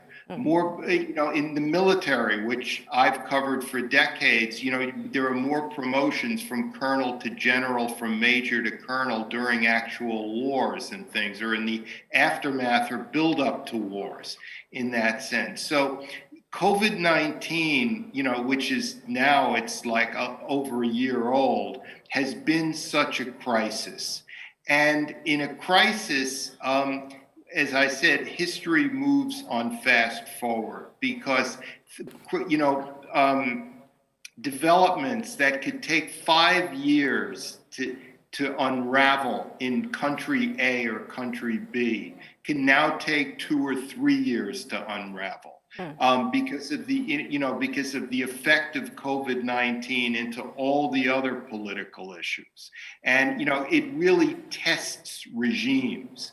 It's been a real tester of regimes in that way. And, beyond luck and bad luck, some regimes and democratically elected governments have done better than others. Some regions like Asia have done much better than other regions of the world. A country like Israel seems, despite missteps, to have done a very good job of vaccinating an entire population.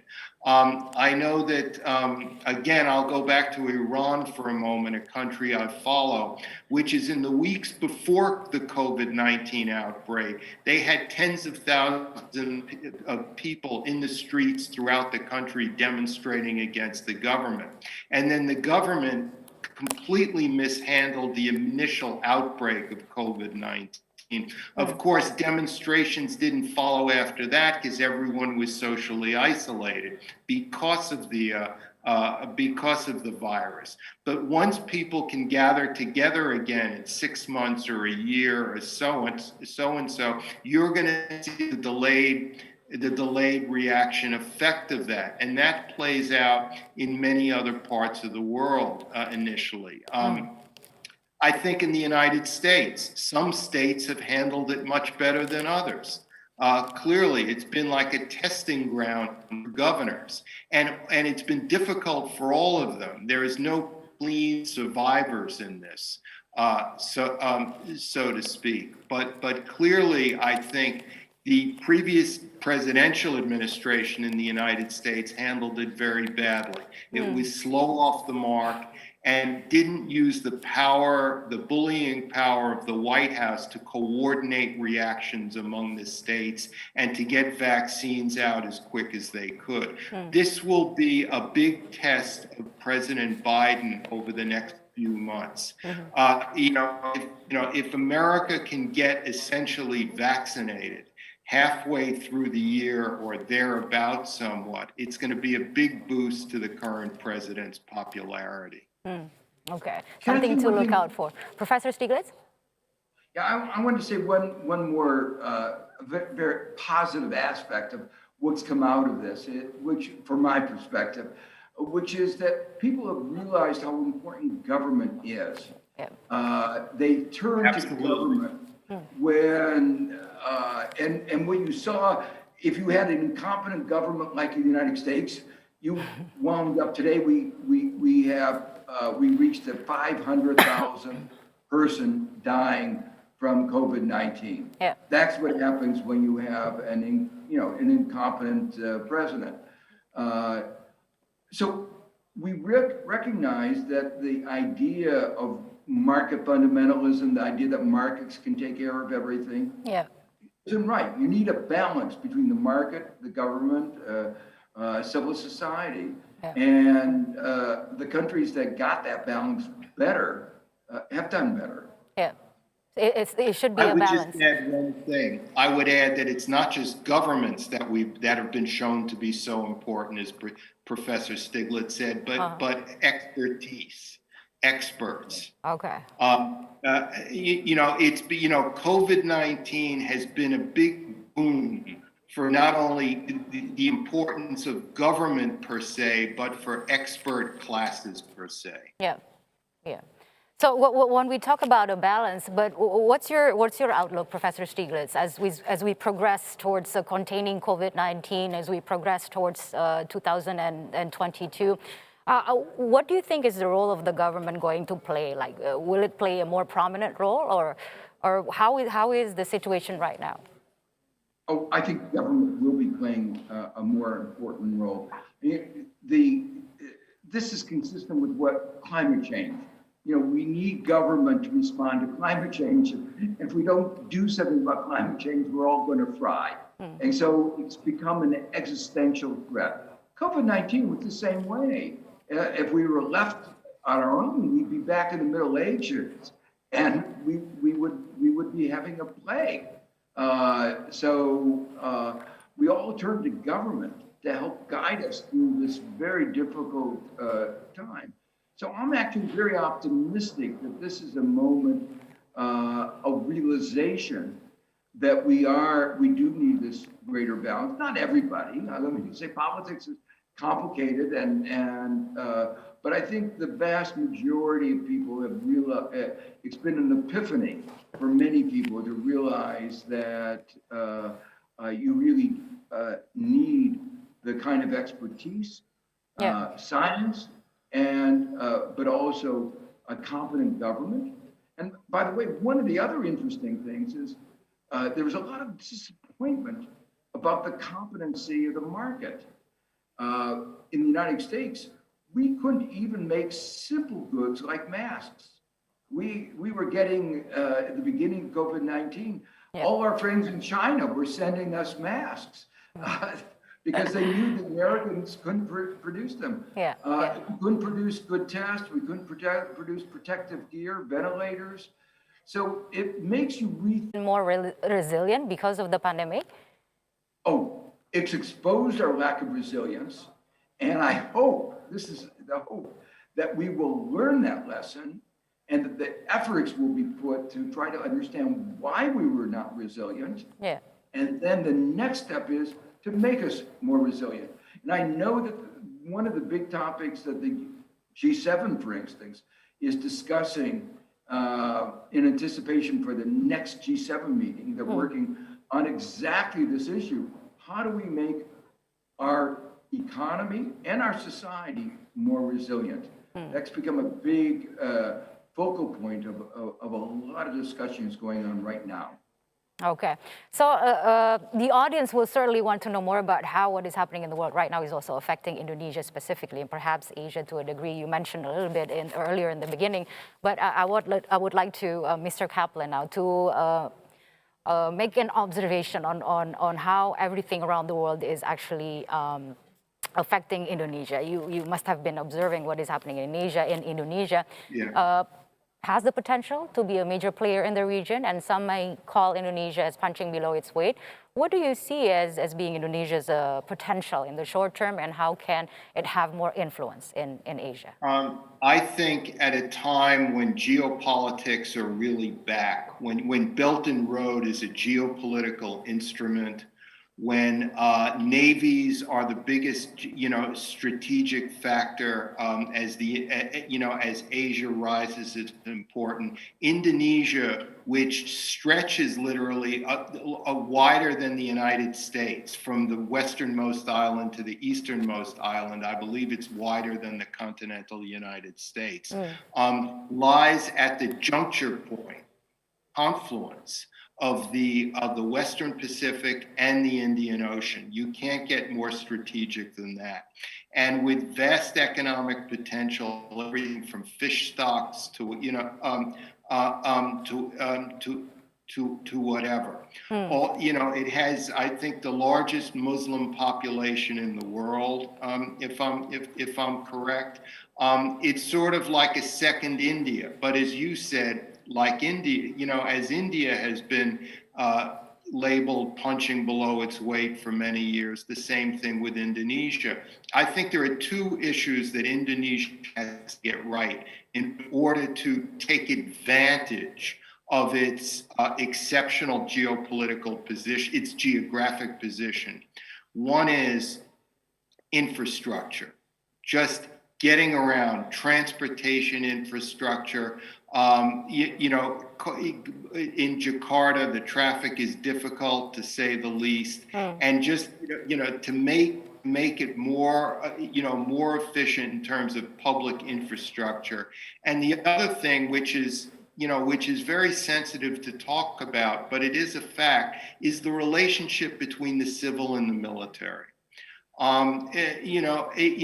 Indonesia is like quite a few other middle-level states in the developing world. It's democracy has functioned much better and has proved to be more long-lasting than many pessimists would have said, a quarter century.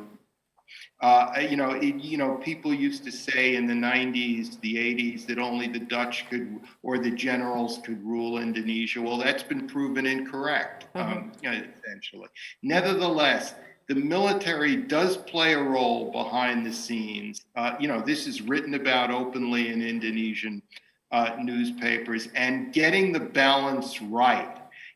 Building civilian institutions right. It's all about governance. And if you can get governance right, well, then you can take advantage more fully of a geographical position. Okay, I think one great lesson that we have learned throughout this pandemic is indeed governance. Maybe to Professor Stiglitz, you have been observing Indonesia since the late 90s, I think, and from the aftermath of the Asian financial crisis all the way to its current state. After all the things that we have been seeing throughout, relying on decades of change, and also looking at other emerging markets as well, do Indonesians have any reasons to be optimistic facing the challenges ahead? Yes, I think they do. You had an amazing recovery from the very deep 1997-98 financial crisis, and you've been able to sustain high rates of growth. And to manage that growth in ways that made significant inroads in poverty. So it was a better shared prosperity than in many other countries. When I look around some of the other emerging markets right now, there aren't many that are democracies. There are problems, China, Russia, that we know about, that's well known. But Brazil and India, questions are being raised. And so Indonesia is standing out increasingly as the large democracy in the emerging markets. And it's very important for Indonesia to preserve that. I think it's going to be one of the strengths going forward. And the initiatives you've had in decentralization of trying to make your very large geographic and large in population democracy work has been really very impressive and actually of real interest to academics. One of the challenges you face from an economic point of view is that you've relied too much on natural resources and exporting those natural resources without the kind of value added that would increase the standards of living of your people. You've had a lot of people bring a lot of innovation. It's a very dynamic economy. I've watched some of these. I've known some of the people who've been young entrepreneurs in Indonesia, and really enjoyed the cultural aspects of Indonesia. Are another one of your strengths that is not yet perhaps as appreciated around the world as it should be. But as I look at it, I feel very, very optimistic. And obviously, all emerging markets face challenges. But Asia will be the fastest growing region in the world in the coming years. And you have a young population and resources and a democracy that can hopefully take advantage of those opportunities. Okay. Thank you for that. What an interesting discussion we're having. But we have to take some questions from the audience as well. We have already invited the participants to submit and type in their questions through our Q&A box. And then my promise was to read some of them and then ask these questions to the speakers themselves. And we actually have one participant who is going to join us live and then ask these questions to both speakers. But before we go through that, for those who are participating through live streaming, we will continue shortly and after the break. But for you who are joining through Zoom, we will go shortly into our Q&A session. So please stay tuned. 2020 bukan tahun yang mudah. Semua terasa di luar kendali. Tapi bersyukurlah untuk semua yang ada hari ini. Karena ternyata kita tidak menyerah. Kita tidak pasrah. Kita tak hanya tinggal diam. Dengan semua ketidakpastian, kita terus berusaha. Tak hanya secara fisik, tapi juga secara mental. Untuk akhirnya sampai di ujung tahun ini. Dengan kegigihan, kita pasti bisa lalui ini semua. Bertahanlah. Ini waktunya sambut 2021 dengan penuh percaya, menatap ke depan. Karena selalu ada secercah harapan. Bersama Danamon, yang membuat semua kebutuhan perbankan Anda tetap terkendali.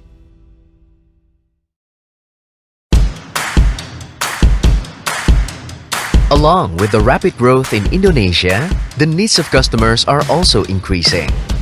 They demand an associate to support them achieving life goals. Established in 1956, Danamon is committed to care and enable millions to prosper, not only to its customers, but to employees and society at large, enabling them to be prosperous together. Through the product and services, Danamon gives the full control to all banking matters in order to achieve life goals and always be in control. Maximizing financial goals with tabungan Danamon lebih. Realizing family aspirations through tabungan cita-citaku. To make easier your daily transaction by Visa, MasterCard, and American Express credit card.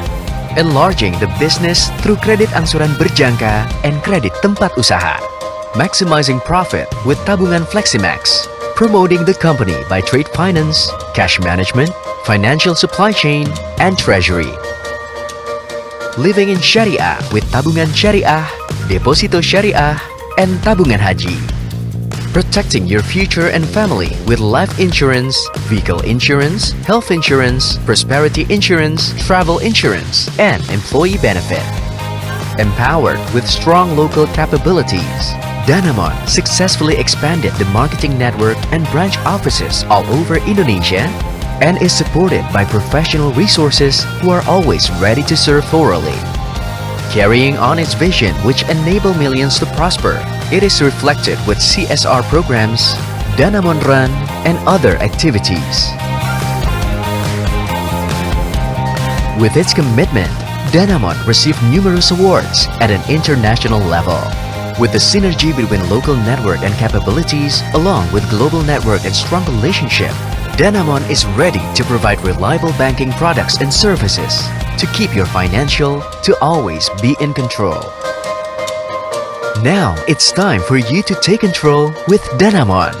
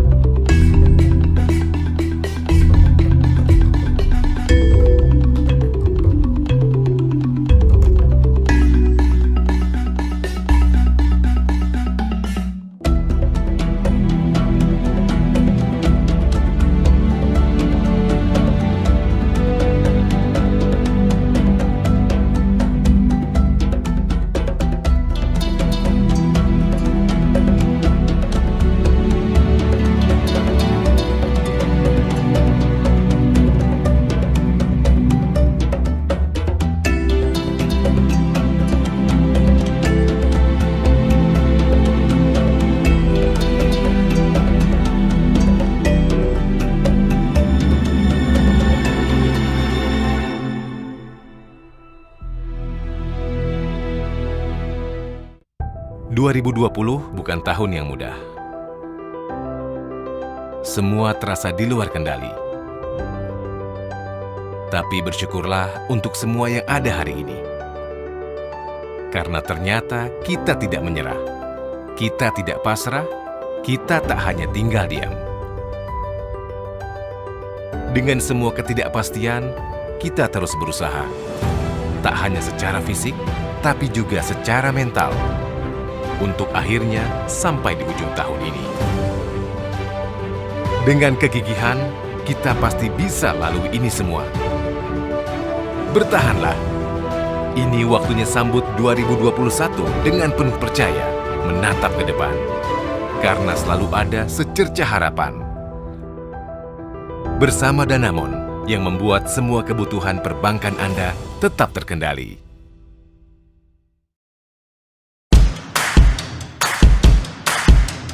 Along with the rapid growth in Indonesia, the needs of customers are also increasing. They demand an associate to support them achieving life goals. Established in 1956, Danamon is committed to care and enable millions to prosper, not only to its customers, but to employees and society at large, enabling them to be prosperous together. Through the product and services, Danamon gives the full control to all banking matters in order to achieve life goals and always be in control. Maximizing financial goals with tabungan Danamon lebih. Realizing family aspirations through tabungan cita-citaku.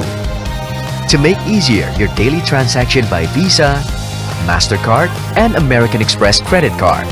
Enlarging the business through kredit angsuran berjangka and kredit tempat usaha. Maximizing profit with tabungan Fleximax. Promoting the company by trade finance, cash management, financial supply chain, and treasury. Living in Syariah with tabungan Syariah, deposito Syariah, and tabungan haji. Protecting your future and family with life insurance, vehicle insurance, health insurance, prosperity insurance, travel insurance, and employee benefit. Empowered with strong local capabilities, Danamon successfully expanded the marketing network and branch offices all over Indonesia and is supported by professional resources who are always ready to serve thoroughly. Carrying on its vision which enable millions to prosper, it is reflected with CSR programs, Danamon Run, and other activities. With its commitment, Danamon received numerous awards at an international level. With the synergy between local network and capabilities, along with global network and strong relationship, Danamon is ready to provide reliable banking products and services to keep your financial to always be in control. Now it's time for you to take control with Danamon.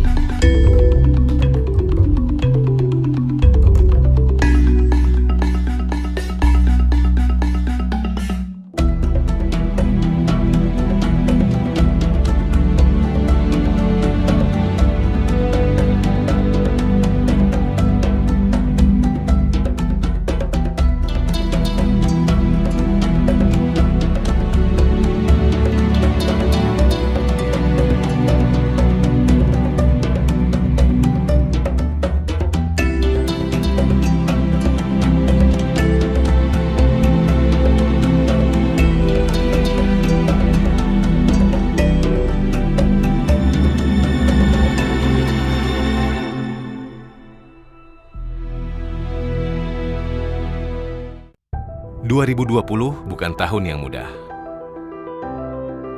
Semua terasa di luar kendali. Tapi bersyukurlah untuk semua yang ada hari ini. Karena ternyata kita tidak menyerah. Kita tidak pasrah, kita tak hanya tinggal diam. Dengan semua ketidakpastian, kita terus berusaha. Tak hanya secara fisik, tapi juga secara mental. Untuk akhirnya sampai di ujung tahun ini. Dengan kegigihan, kita pasti bisa lalui ini semua. Bertahanlah. Ini waktunya sambut 2021 dengan penuh percaya, menatap ke depan. Karena selalu ada secercah harapan. Bersama Danamon yang membuat semua kebutuhan perbankan Anda tetap terkendali.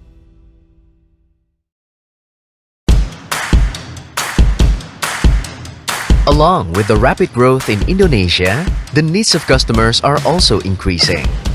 They demand an associate to support them achieving life goals. Established in 1956, Danamon is committed to care and enable millions to prosper, not only to its customers, but to employees and society at large, enabling them to be prosperous together. Through the product and services, Danamon gives the full control to all banking matters in order to achieve life goals and always be in control. Maximizing financial goals with tabungan Danamon lebih. Realizing family aspirations through tabungan cita-citaku. To make easier your daily transaction by Visa, MasterCard, and American Express credit card. Enlarging the business through kredit angsuran berjangka and kredit tempat usaha. Maximizing profit with tabungan Fleximax. Promoting the company by trade finance, cash management, financial supply chain, and treasury. Living in Syariah with tabungan Syariah, deposito Syariah, and tabungan haji. Protecting your future and family with life insurance, vehicle insurance, health insurance, prosperity insurance, travel insurance, and employee benefit. Empowered with strong local capabilities, Danamon successfully expanded the marketing network and branch offices all over Indonesia and is supported by professional resources who are always ready to serve thoroughly. Carrying on its vision which enable millions to prosper, it is reflected with CSR programs, Danamon Run, and other activities. With its commitment, Danamon received numerous awards at an international level.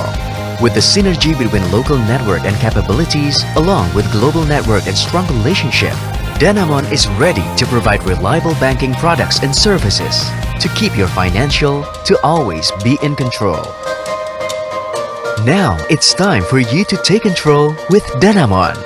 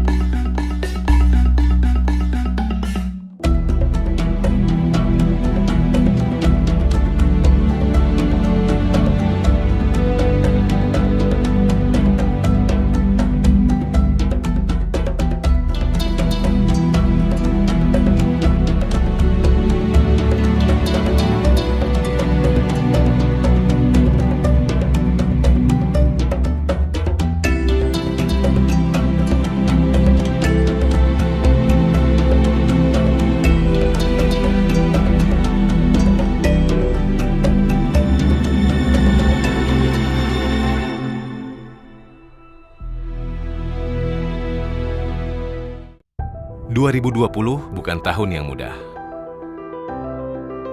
Semua terasa di luar kendali. Tapi bersyukurlah untuk semua yang ada hari ini. Karena ternyata kita tidak menyerah. Kita tidak pasrah, kita tak hanya tinggal diam. Dengan semua ketidakpastian, kita terus berusaha.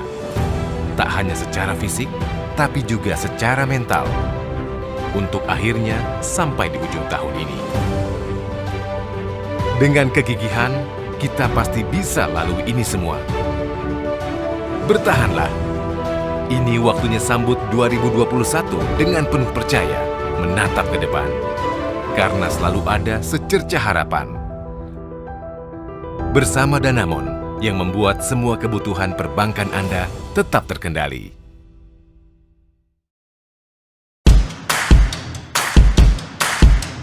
Along with the rapid growth in Indonesia, the needs of customers are also increasing. They demand an associate to support them achieving life goals. Established in 1956, Danamon is committed to care and enable millions to prosper, not only to its customers, but to employees and society at large, enabling them to be prosperous together. Through the product and services, Danamon gives the full control to all banking matters in order to achieve life goals and always be in control. Maximizing financial goals with tabungan Danamon lebih. Realizing family aspirations through tabungan cita-citaku. To make easier your daily transaction by Visa, MasterCard, and American Express credit card. Enlarging the business through kredit angsuran berjangka and kredit tempat usaha. Maximizing profit with tabungan Fleximax. Promoting the company by trade finance, cash management, financial supply chain, and treasury. Living in Syariah with tabungan Syariah, deposito Syariah, and tabungan haji. Protecting your future and family with life insurance, vehicle insurance, health insurance, prosperity insurance, travel insurance, and employee benefit. Empowered with strong local capabilities, Danamon successfully expanded the marketing network and branch offices all over Indonesia and is supported by professional resources who are always ready to serve thoroughly. Carrying on its vision which enable millions to prosper, it is reflected with CSR programs, Danamon Run, and other activities. With its commitment, Danamon received numerous awards at an international level. With the synergy between local network and capabilities, along with global network and strong relationship, Danamon is ready to provide reliable banking products and services to keep your financial to always be in control. Now it's time for you to take control with Danamon.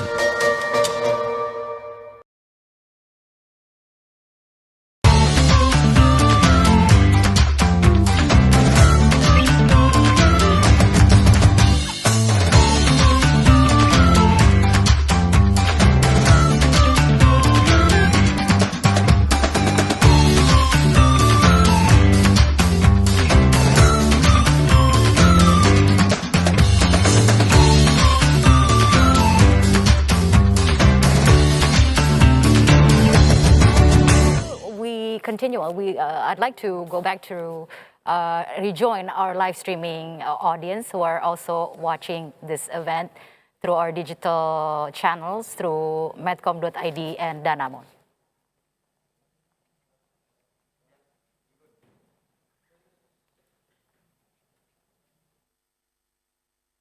Back. Welcome back to those who are watching this event through live streaming.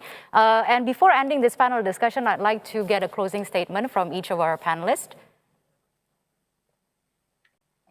Yes. In conclusion, let's start with you, Mr. Kaplan. Yes.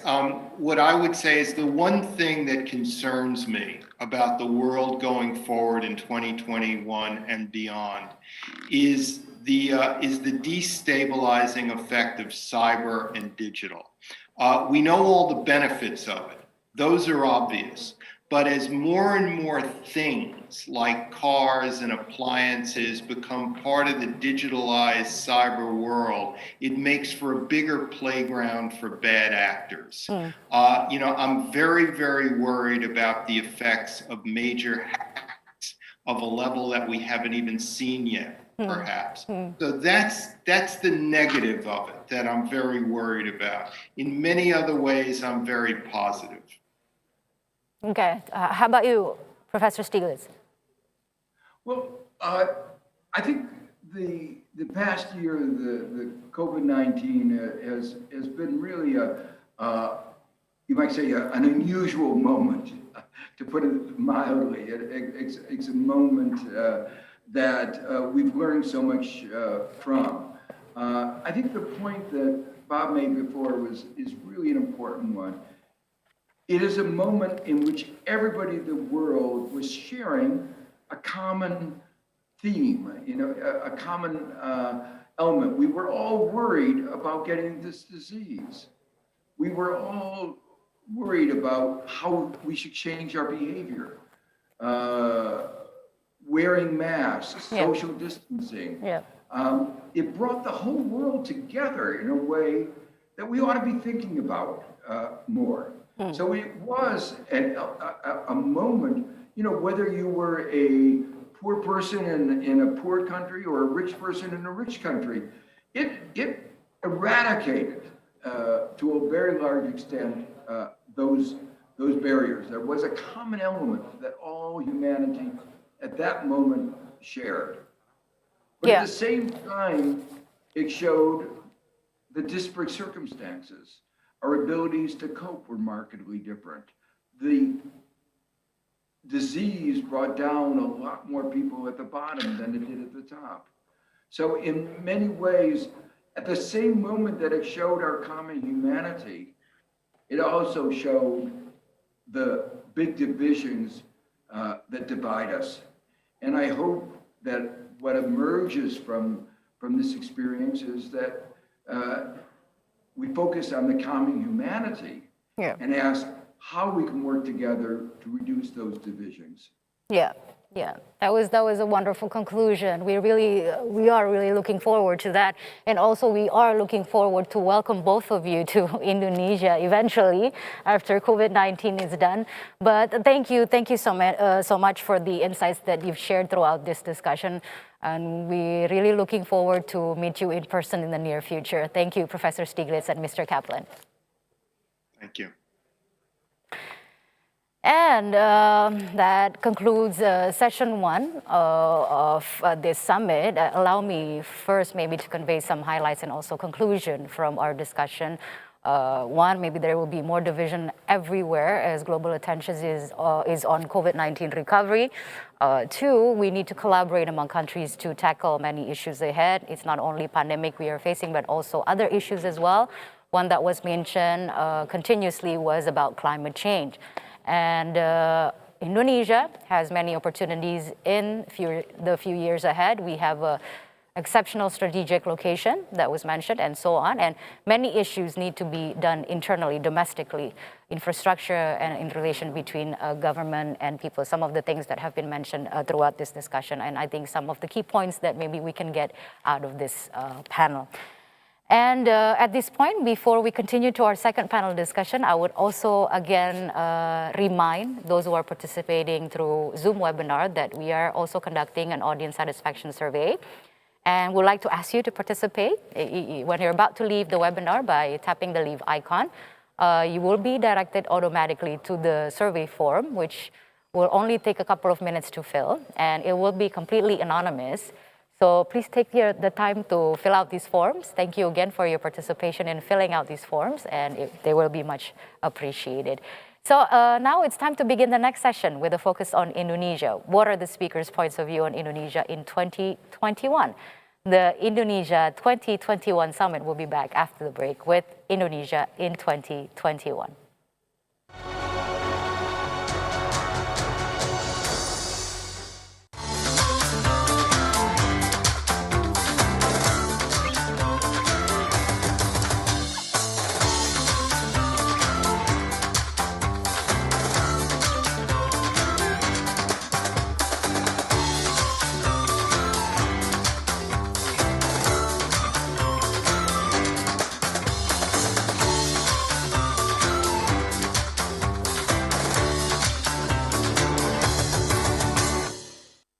2020 bukan tahun yang mudah. Semua terasa di luar kendali. Tapi bersyukurlah untuk semua yang ada hari ini. Karena ternyata kita tidak menyerah. Kita tidak pasrah, kita tak hanya tinggal diam. Dengan semua ketidakpastian, kita terus berusaha. Tak hanya secara fisik, tapi juga secara mental. Untuk akhirnya sampai di ujung tahun ini. Dengan kegigihan, kita pasti bisa lalui ini semua. Bertahanlah.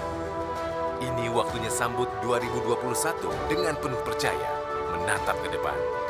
Karena selalu ada secercah harapan. Bersama Danamon yang membuat semua kebutuhan perbankan Anda tetap terkendali.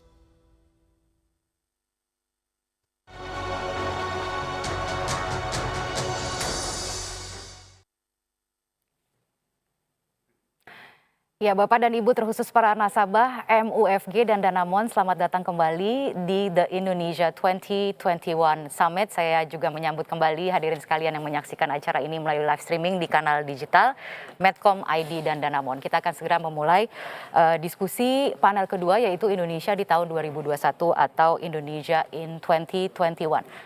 Seperti yang kita ketahui, Bank Indonesia baru saja merevisi perkiraan pertumbuhan ekonomi di tahun 2021 ini menjadi di kisaran 4,3% hingga 5,3%, atau di bawah dari perkiraan sebelumnya di kisaran 4,8% sampai dengan 5,8%.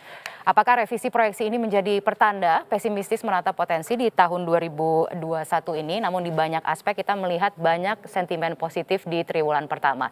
Dan hal inilah yang kemudian membuat kami tertarik untuk melihat lebih dalam bagaimana kondisi Indonesia saat ini dan ke depannya dari kacamata para peneliti dan juga pelaku bisnis yang sudah akan bergabung bersama kami dalam panel ini.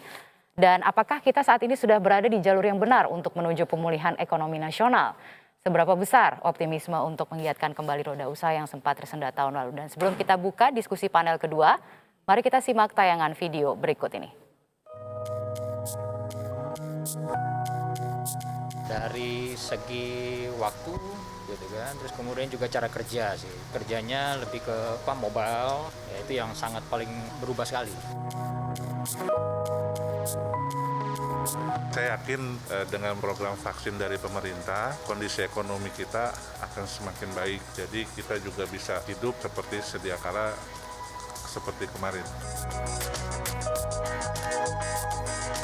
Kalau saya pribadi sih saya siap, soalnya kan kita emang udah memasuki masa di mana teknologi itu jadi pusat utama aktivitas kita. Jadi menurut saya kita harus beradaptasi sama situasi yang kita alamin sih. Jadi saya sih siap.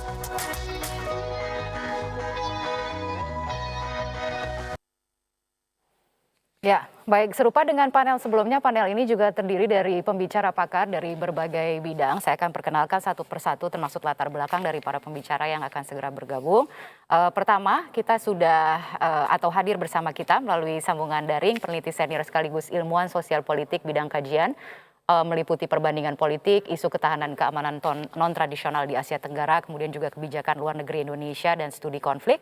Aktif sebagai pembicara di konferensi nasional dan juga internasional, dan saat ini menjabat sebagai Executive Director CSIS atau Center for Strategic and International Studies, Philips Vermonte. Dan pembicara kedua kita, beliau memiliki gelar Bachelor's in Mathematics and Master's in Finance di City University London, UK. Dan sejak tahun 1993 sudah memegang beberapa posisi kunci di perusahaan-perusahaan besar dengan keahlian strategi di Ekuitas Indonesia. Dan saat ini beliau menjabat sebagai strategist Verdana Sekuritas Herianto Irawan. Dan pembicara yang terakhir memiliki lebih dari 20 tahun pengalaman kerja, keahlian beliau di bidang ekspansi bisnis, kemitraan strategis, dan brand development membawa beliau ke eksekutif di perusahaan-perusahaan multinasional, salah satunya adalah Grab, yang juga merupakan mitra investasi strategis dari MUFG secara global, Presiden Grab Indonesia Rizky Kramadibrata.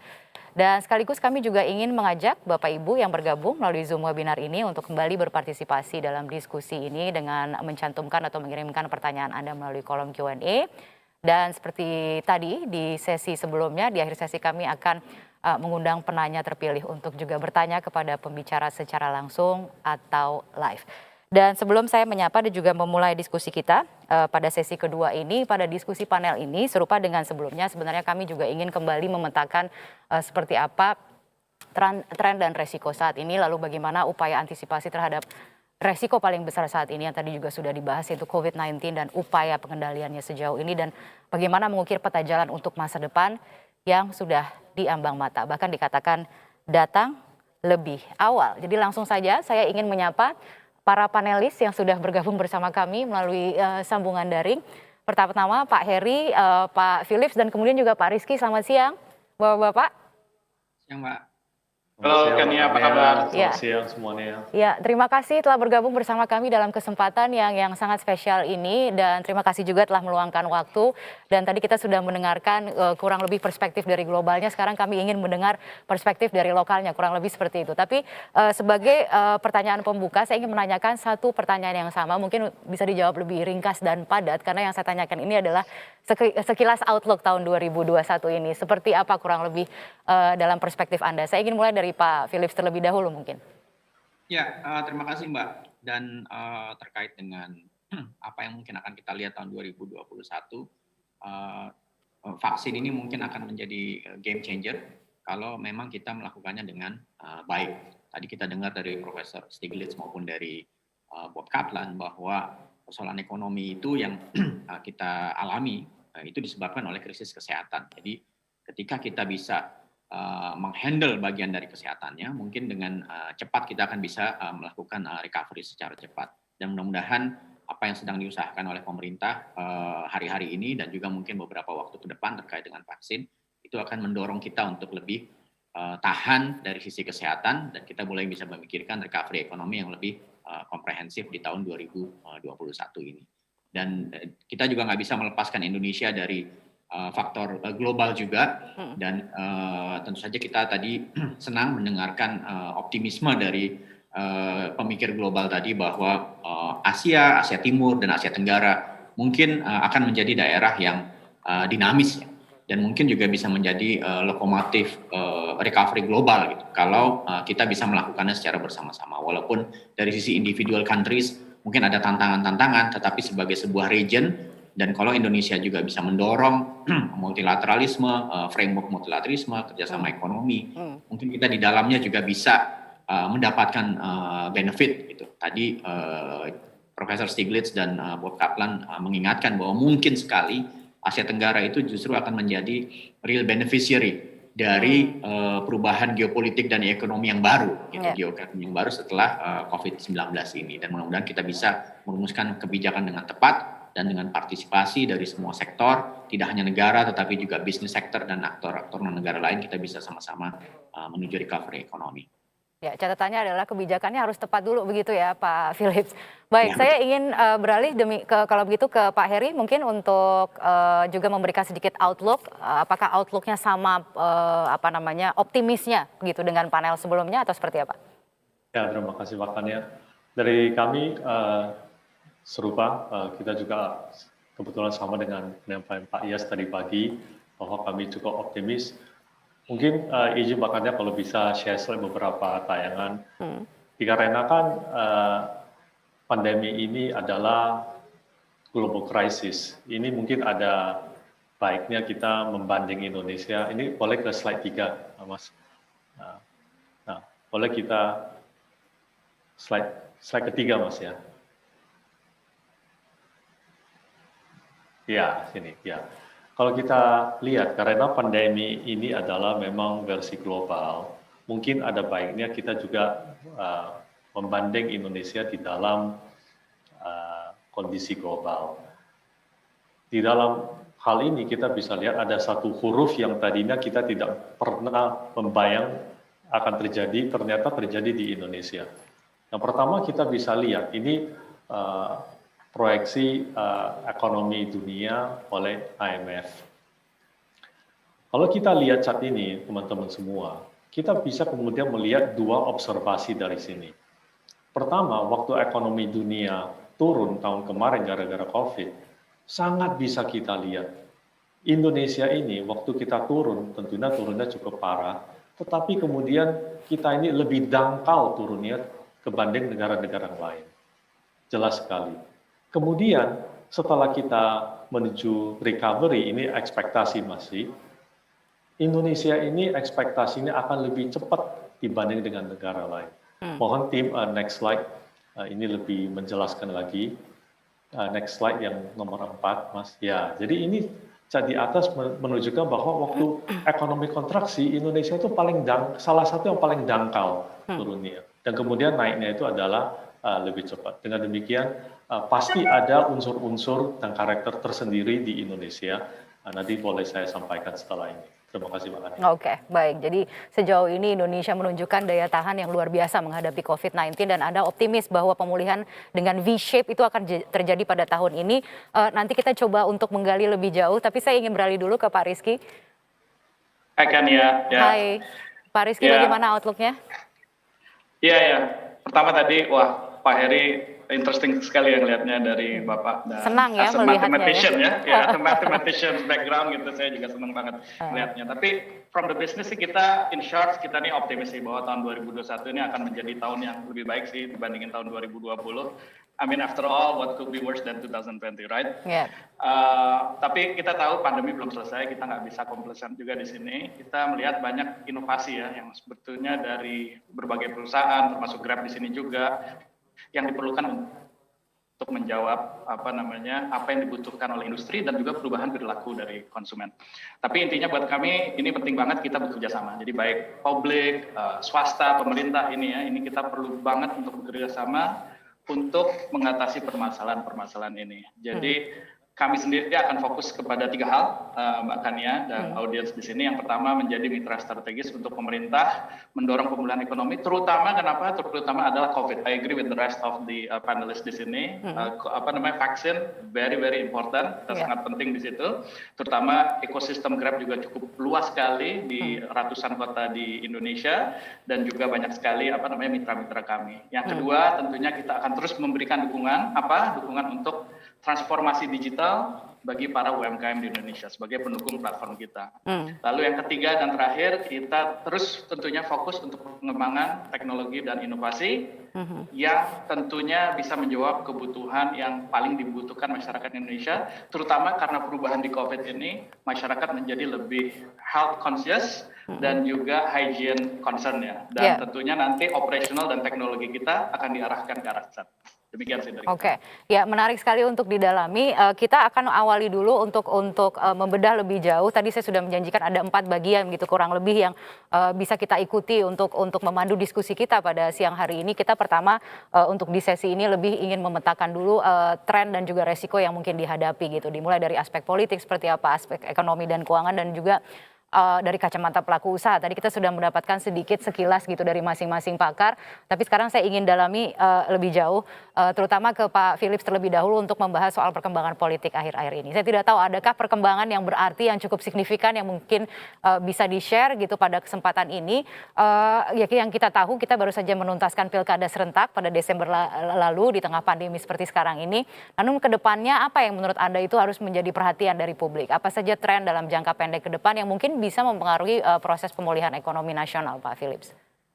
Ya, kalau saya rasa dari sisi politik ya, yang pertama saya rasa COVID-19 itu menyadarkan kepada kita semua harusnya, baik dari sisi politisi, DPR sebagai pembuat legislasi, pemerintah di bidang eksekutif, dan juga partai politik misalnya, bahwa segala aktivitas politik kita itu harus betul-betul terkait pada peningkatan kesejahteraan dan juga pada hal-hal yang sifatnya teknokratik.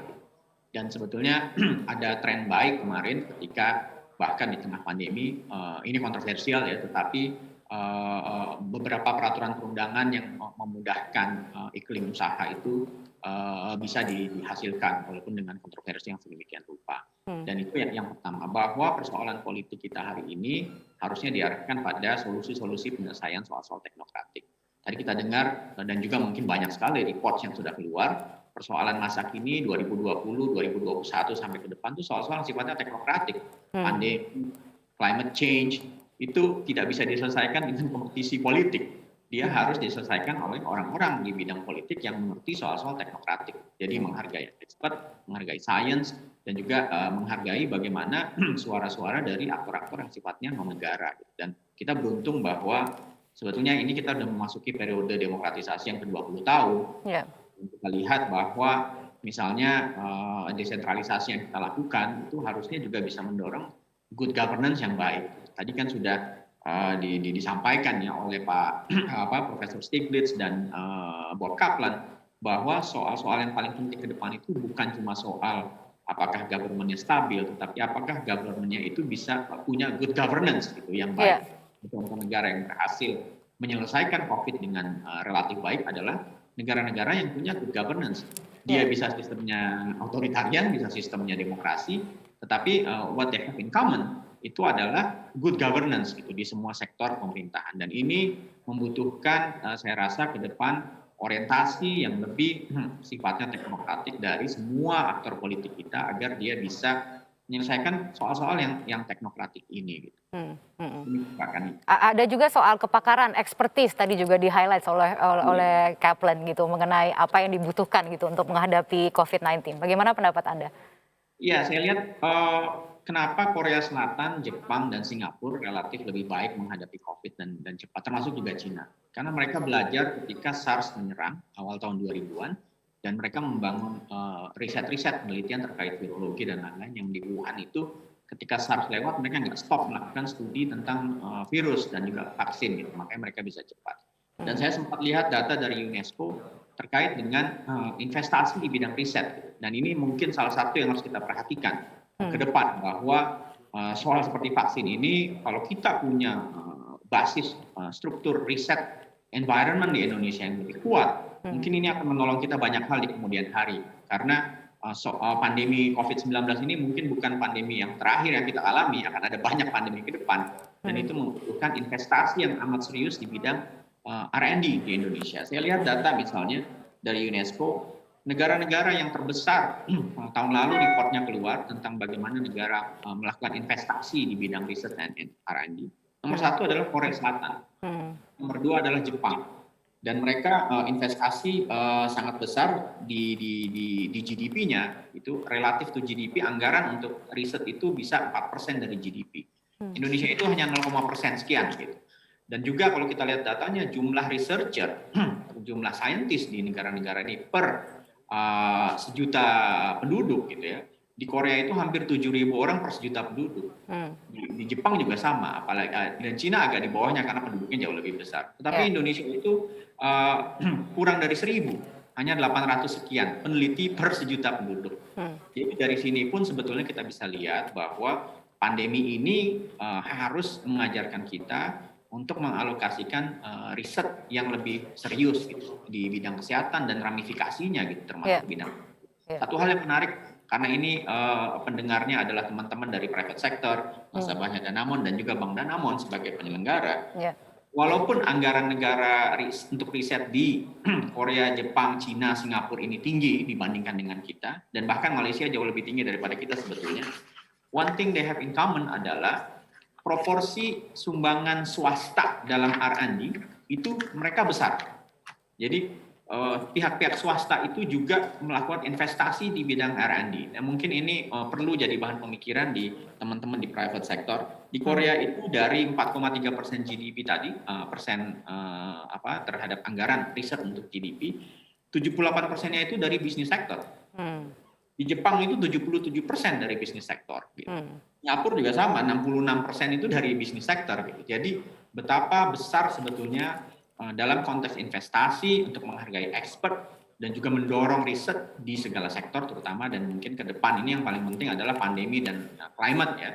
Itu swasta ini juga harus melakukan investasi riset gitu di bidang masing, sehingga secara keseluruhan kita akan menjadi negara yang lebih tahan karena ada panduan dari sains dalam membuat kebijakan menghadapi soal-soal baru yang kita hadapi ini. Iya, soal-soal baru yang kita hadapi ke depan ini akan terus berkembang. Ini mungkin bukan yang pertama begitu ya. Semua orang mengatakan seperti itu.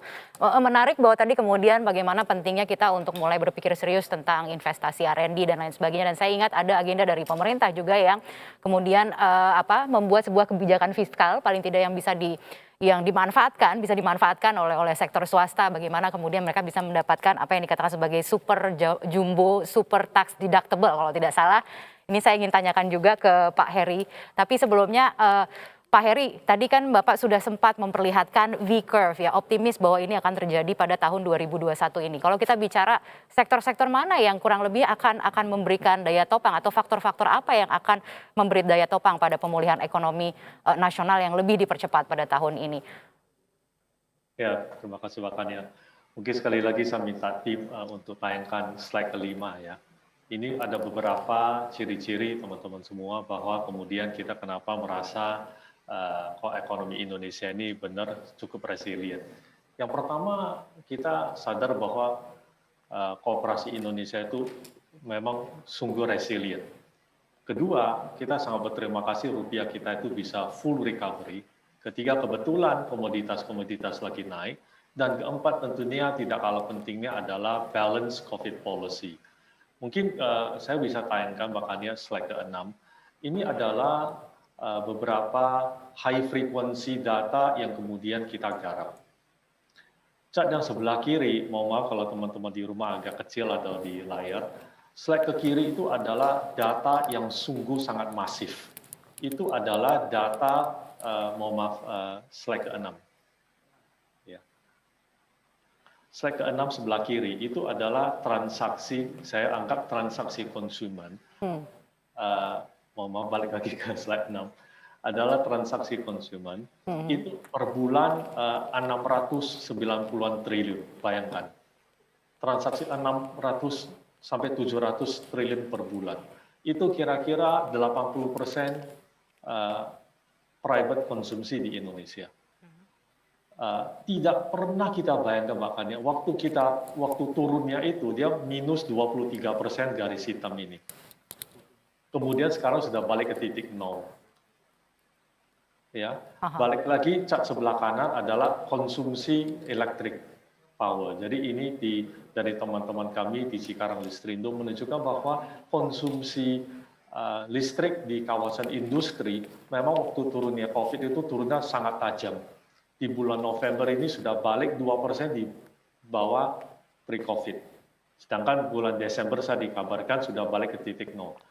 Mungkin memang ini tidak simetris V, makanya, tapi kalau kita lihat ini V juga. Dan kemudian kita tidak pernah bayangkan bahwa ini bisa terjadi. Jadi menurut kami, apa yang kejadian itu adalah koperasi Indonesia itu sungguh sangat resilient. Makanya. Oke.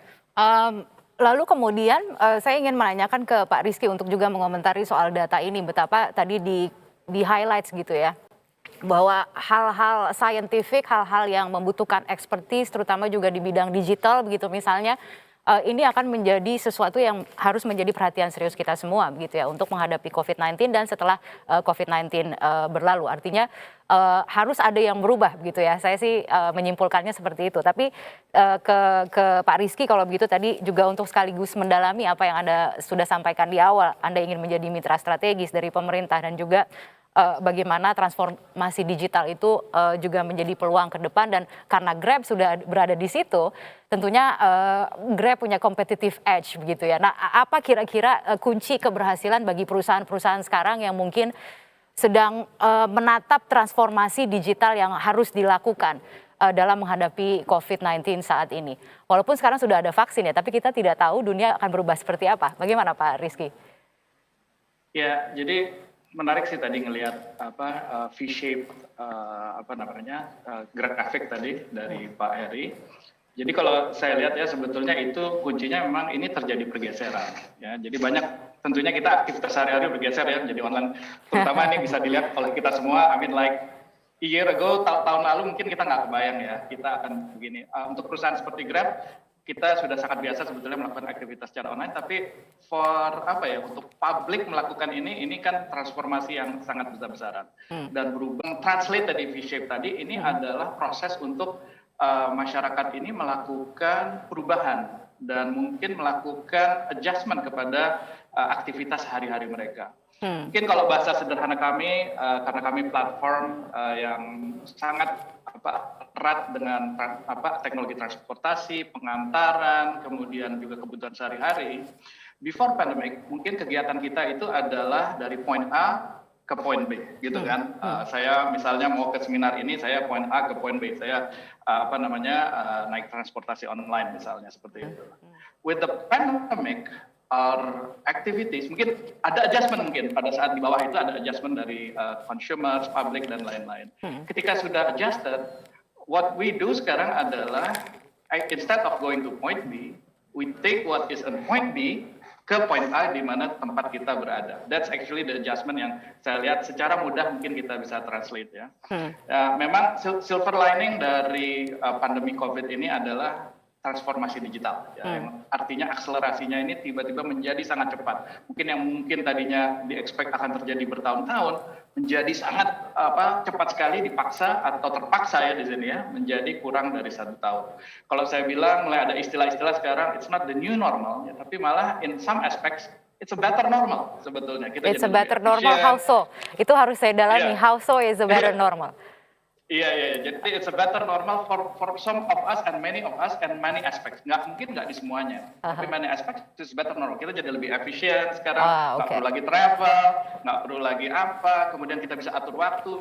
Maybe kalau misalnya sebelum pandemic, untuk menjadwalkan ini akan ada banyak konflik. Tapi konflik of schedules. Tapi kalau ini kita bisa atur dengan sangat efisien dan lain-lain. Nah, tadi juga dibilang bagaimana perusahaan-perusahaan ini harus adjusting terhadap pandemi ini, dan saya sih melihatnya memang penting sekali untuk adopting teknologi ya. Bukan hanya untuk perusahaan, tapi juga untuk tulang punggung ekonomi Indonesia, terutama UMKM. UMKM ini adalah tulang punggung ekonomi Indonesia, di mana 60% dari PDB itu kan sebenarnya dikontribusikan oleh UMKM. Menyambut tadi juga Pak Philips, bagaimana perusahaan harus menginvestasikan, dan tadi pertanyaan Kania juga bagaimana menyambut ini untuk bekerja sama dengan pemerintah. Grab sendiri sudah melakukan inisiatif, jadi di 10 November tahun lalu tanggalnya pasin Hari Pahlawan biar semangatnya juga bagus. Heroik kita resmikan gitu ya? Yang heroik ya, karena sekarang pahlawan bukan lagi yang di battlefield ya. Pahlawan sekarang kalau menurut saya adalah pahlawan-pahlawan yang bisa menjadi tulang punggung ekonomi negara ini. Dan UMKM menurut saya adalah pahlawan-pahlawan Indonesia, pahlawan-pahlawan ekonomi Indonesia. Dan 10 November yang tahun lalu kita resmikan namanya Grab Tech Center. Jadi di situ kita fokuskan untuk pengembangan teknologi di Jakarta, di Grab Tech Center kita. Khusus ke apa? Yaitu khusus untuk pengembangan teknologi bagi para UMKM. Dan UMKM ini karena kita lihat adalah tulang punggung dari ekonomi Indonesia. Nah, cuman ada juga hal yang penting nih di sini, jangan sampai juga pengembangan teknologi ini terutama digital, ini jadinya malah mengesampingkan mungkin segmen atau demografi masyarakat yang mungkin belum digital literate. Saya juga mau mengambil istilah baru lagi ya. Kalau dulu mungkin poverty itu erat kaitannya dengan kekurangan resource untuk economic activity. Sekarang keluar istilah baru, yaitu digital poverty. Kalau seseorang atau sebuah segmen tidak punya akses terhadap digital, they may be prone untuk kemiskinan, poverty di sini ya. Jadi kita pastikan juga bahwa teknologi kita ini bukan hanya menjangkau yang sudah punya akses digital, bahkan kepada yang belum punya akses digital untuk menjadi transisi mereka. Kita ada layanan namanya Grab Assistant, bisa diakses dan lain-lain. Ini udah sangat membantu terutama untuk para pedagang-pedagang tradisional. So I think those are Sorry Pak Rizky, saya potong. Kita bicara akses atau literacy ya? Akses ya? Akses, kita bicara akses. Jadi kita bicara akses karena banyak segmen yang belum punya akses kepada digital. Baik belum mampu maupun dia juga terkait dengan digital literacy, bisa juga mereka kemudian tidak punya akses kepada digital. So we help bridging, kita ada transitioning di sini untuk mereka pedagang-pedagang pasar misalnya. Bagaimana mereka misalnya punya smartphone misalnya, kan nggak mungkin. Tapi bagaimana kita sebagai yang punya digital access tetap bisa membeli barang-barang dari mereka. Kita keluarkan satu produk namanya Grab Assistant, yang mana kita bisa membeli barang dari mereka tanpa harus pedagang-pedagang atau merchants ini memiliki akses digital. And that could be a transition for them. Mereka mulai mengenal, oh ternyata tiba-tiba ada pasar, ada market yang datang ke saya karena digital. They were not aware of that before gitu ya. Terus kemudian mereka jadi sadar, kemudian juga mereka meningkat transaksinya, and in the end mereka bisa masuk kepada digital ecosystem. Gitu kira-kira. Menarik. Bukan bukan berarti tahun 2020 itu tanpa pressure sama sekali begitu buat Grab ya. Pasti ada penyesuaian secara bisnis juga yang terpaksa harus dilakukan begitu ya Pak Rizky ya. Tapi sebelum saya mendalami lebih lanjut, saya ingin ke Pak Heri juga untuk mengomentari soal bagaimana perbandingan krisis-krisis yang kita krisis dari sebelumnya dengan krisis yang sedang kita hadapi saat ini. Yang kita ketahui krisisnya krisis ganda. Awal mulanya krisisnya adalah krisis kesehatan, kemudian sekarang menjadi krisis ekonomi. Dan Anda optimis begitu ya bahwa pemulihan akan bisa terjadi tahun ini. Tapi adakah perbandingan dengan krisis-krisis sebelumnya dan bagaimana kemudian perbandingan itu, apakah persamaannya atau perbedaannya ini bisa mempengaruhi proses pemulihan ekonomi yang terjadi? Ya, itu sangat menarik Pak Kania. Jadi kalau kita lihat ke belakang mungkin ada beberapa krisis yang kita bisa coba bandingkan, tetapi mungkin kalau tahun 2008 Global Financial Crisis tidak begitu relevan karena mentok-mentoknya kita turun PDB cuma 4% gitu ya, tapi masih tumbuh. Tapi yang paling dahsyatnya itu tentunya di tahun 98. Mungkin ada 3 perbandingan makanya yang bisa saya sharing. Pertama dari sisi koperasi, sungguh sangat jelas bahwa koperasi Indonesia finansialnya tahun 98 sungguh sangat rapuh sekali.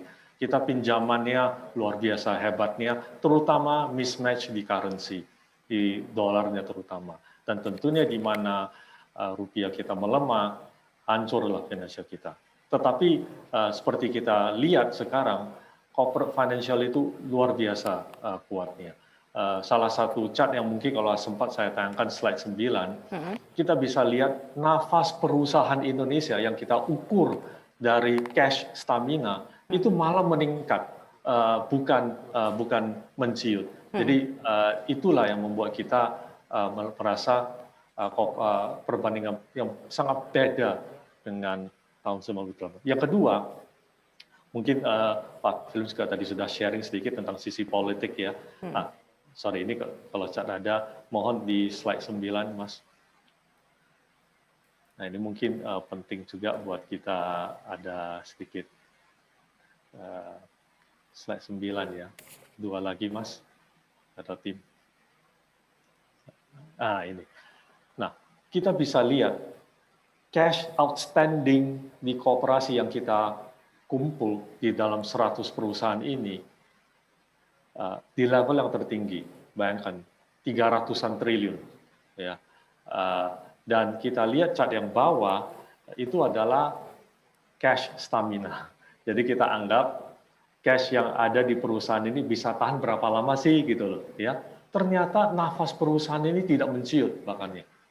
Ternyata nafas ini lebih menambah karena koperasi Indonesia itu pertama tentunya finansialnya kuat. Kedua, karena mereka bisa menyesuaikan biaya-biaya sehingga cash stamina-nya itu lebih ke sekarang di kuartal ketiga ini karena perusahaan TBK belum ada fourth quarter-nya makanya ya. Tetapi kita bisa ambil gambaran yang titik yang paling lemah pun itu masih menambah nafas perusahaan sehingga kesimpulannya adalah layoff atau pengangguran dari perusahaan TBK ini jauh lebih kecil daripada awalnya yang kita khawatirkan. Ya. Tidak melebihi 10%, bahkan masih di kisaran 5%. Mungkin yang kedua dari sisi politik yang tadinya Pak Philip juga sudah sentuh, mungkin kalau kita kebayang waktu 98 political crisis, dari sisi pemerintah hands off. Sekarang sungguh sangat hands on. Ya. Kita bisa lihat terutama dari sisi perlinsosnya, zaman 98 kan tidak ada ya namanya perlindungan sosial. Sekarang pemerintah sudah menggelontorin begitu banyak uang ya, sama dengan hampir di dalam 2 tahun ini, makanya tahun 2020, 2021 hampir 1.300 triliun bayangkan. Ya. Zaman dulu itu mana ada. Ini uang yang luar biasa sama dengan 20% PDB kita yang digelontorin untuk membantu rakyat-rakyat yang kurang mampu dan tentunya UMKM dan tentunya di kesehatan juga. Jadi sangat membantu. Dan yang ketiga tentunya di konsumen dikarenakan ada bantuan dari pemerintah tentunya itu juga meredakan dampak dari pandemi ini. Ya. Kira-kira begitu Mbak Kani. Kira-kira begitu. Oke, baik, saya ke Pak Philips kalau begitu. Kalau kita bicara mengenai kuncinya sekarang adalah bagaimana pengendalian COVID-19 ini bisa dilakukan. Ada dua cara yang sedang dilakukan saat ini, adalah satu, protokol kesehatan yang diperketat dengan berbagai social restriction gitu yang dijalankan. Kemudian yang kedua adalah soal vaksinasi begitu ya. Bagaimana Anda melihat sejauh ini proses pengendaliannya dan kebijakan-kebijakan yang sudah dikeluarkan oleh pemerintah sejauh ini, apalagi yang mungkin bisa dilakukan untuk melandaikan kurva atau flatten the curve yang pada beberapa saat yang lalu memang belum terlalu bagus begitu ya perkembangannya. Ke Pak Philips, silakan. Ya, mungkin di sisi optimis kita sudah mendengarkan ya, tetapi tentu saja ada area-area yang harus diperbaiki ya, for improvement, room for improvement itu banyak sekali.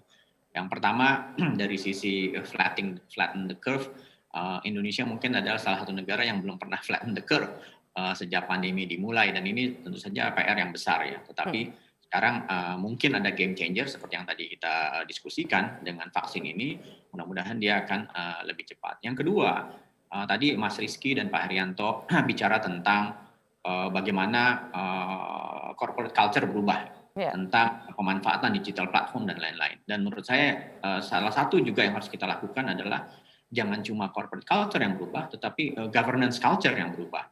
Bagaimana governance itu juga harus dengan cepat menggunakan teknologi gitu. Dari sisi misalnya kesehatan, mungkin teman-teman yang di kota besar gitu ya bisa memanfaatkan halo dok, kalau dia sakit di masa pandemi nggak perlu ke dokter, nggak perlu datang ke rumah sakit dan lain-lain. Tetapi mungkin masyarakat yang belum bisa mengakses itu, dia mau mengakses RSUD, rumah sakit, mereka harus tetap datang ke rumah sakit, dan akibatnya mungkin salah satu tempat di mana penularan itu terjadi adalah di rumah sakit ini, di mana masyarakat tidak mendapatkan, belum ada layanan yang sifatnya digital platform dari sisi governance kita. Dan ini menurut saya PR juga salah satu yang paling besar buat negara, public sector, untuk mengadopsi teknologi dengan lebih cepat lagi. Sebelum pandemi beberapa kota misalnya sudah mengadopsi ya.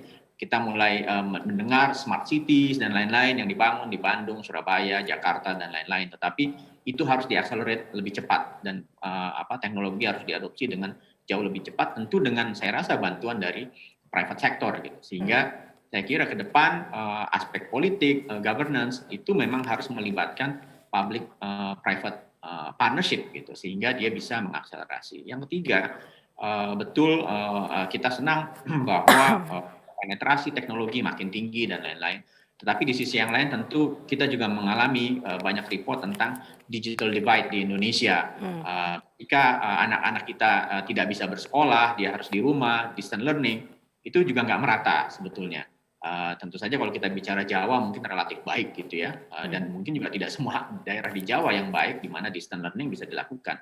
Tapi dalam konteks Indonesia secara keseluruhan, ada ruang for improvement yang harus dilakukan, dan ini yang tadi saya sampaikan dari sisi public sector, government, dia harus mengadopsi teknologi secara lebih cepat, dan karena itu investasinya di bidang teknologi juga harus lebih banyak ke depan.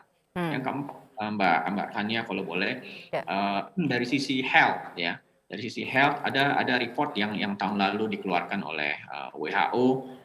Juga disebutkan negara-negara bagaimana spending mereka di bidang health relatif terhadap PDB atau GDP ya. Dan Indonesia itu tahun lalu dibandingkan tahun sebelumnya 2019 dibandingkan tahun sebelumnya turun 0, sekian persen gitu.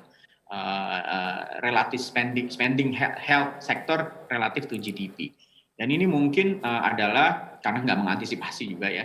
Tetapi mungkin governance juga harus mulai prioritisasi. Dan menurut saya ke depan prioritas harus diberikan pada penanganan pandemi. Saya rasa 2-3 tahun ke depan masih penting investasi di bidang health dari sisi public sector ya, health dan juga penanganan environmental degradation. Ini nanti larinya kemana-mana juga gitu. Tadi sampaikan Pak Stiglitz dan Bob Kaplan, saran mereka Indonesia adalah keluar dari natural resource driven economy, ya kan? Yang karena itu sangat berkaitan juga dengan soal-soal environment dan bagaimana kita mentransformasi ekonomi Indonesia kepada yang punya added value gitu, dan sesuai dengan komitmen global Indonesia dengan Sustainable Development Goals atau penurunan mencapai zero emission by 2030 dan lain-lain. Ini semua saya rasa harus diakselerasi, dan COVID-19 ini silver liningnya Saya setuju dengan Mas Rizky tadi dan Pak Heri, ada silver lining gitu, bahwa mungkin kita dipaksa untuk bertransformasi lebih cepat di semua sektor gitu, baik public sektor maupun private sector. Masih ada waktu untuk menata ulang begitu ya. Justru saatnya sekarang ini gitu untuk menata ulang, untuk melakukan reformasi yang memang dibutuhkan. Tapi saya ingin beralih dulu ke Pak Rizky kalau gitu untuk menanggapi begitu ya. Berulang kali tadi dikatakan bahwa transformasi digital menjadi kunci begitu. Nah, Grab sendiri kan basisnya memang sudah digital, berskala regional. Seberapa membantu kedua faktor tersebut dalam menghadapi pandemi COVID-19 begitu ya? Karena kita ketahui bahwa semua pelaku usaha saat ini paling tidak tahun 2020 kemarin itu bukan perkara mudah begitu untuk menghadapi krisis ganda seperti itu. Apa saja mungkin pelajaran terpenting yang bisa diambil Grab selama pandemi ini berlangsung? Ya, banyak sih pelajaran Mbak Kania tahun 2020 ya. Kayaknya kita semua juga sepakat ya bahwa tahun 2020 adalah sebuah tahun yang istimewa, istimewa in many ways ya, semua orang bisa menginterpretasikannya, tapi sudah pasti 2020 akan tercatat di sejarah dunia untuk waktu yang sangat lama ya. Buat Grab sendiri, tahun 2020 juga sesuatu tahun yang penting ya, dan in a way, ini juga menambah keyakinan kami juga bahwa Grab itu memiliki misi yang penting buat masyarakat. Kita punya slogan Grab for Good, yaitu teknologi yang kita gunakan itu adalah memang untuk kebaikan. Tidak bisa dipungkiri, jadi di tahun 2020, seperti tadi grafik V-shape tadi juga, kami pun mengalami masalah ya, yaitu kita tentunya terkena, terutama karena kami memiliki sektor teknologi layanan di bidang transportasi. Tadi point A, point B yang saya jelaskan tentunya turun tuh yang point A ke point B-nya ini ya. Tapi tadi kita juga udah bahas, terus pandemi ini juga mempercepat perubahan ya, dan dengan perubahan ini kita juga melakukan banyak pivoting yang kita lakukan dengan waktu yang cepat, dengan juga mencoba melihat apa yang menjadi kebutuhan masyarakat. Dan cukup bangga sih kita bilang bahwa saat ini kita sudah bukan lagi sebuah perusahaan teknologi yang merely memang berbasis di transportasi. Di level regional pun pendapatan Grab saat ini sudah pulih ke level yang sebelumnya, sebelum COVID ya. Cuman ini interestingly-nya adalah yaitu bahwa komponennya berubah. Jadi di tahun 2020 justru malah layanan pengiriman yang menyumbang pendapatan itu sekitar 50% dari bisnis kami di seluruh region ya. Dan kalau diingat-ingat, Grab ini masuk ke layanan lain ini diawali di 2018 dan transformasi selama 3 tahun ini ternyata sangat crucial, sangat penting sekali. Kita masuk ke layanan pengiriman, kemudian delivery makanan, kemudian juga yang tadi ya membantu untuk UMKM. Kita juga sudah masuk kepada layanan telemedicine juga. Jadi ini sangat berguna sekali untuk membantu transformasi kami di tahun 2020 ke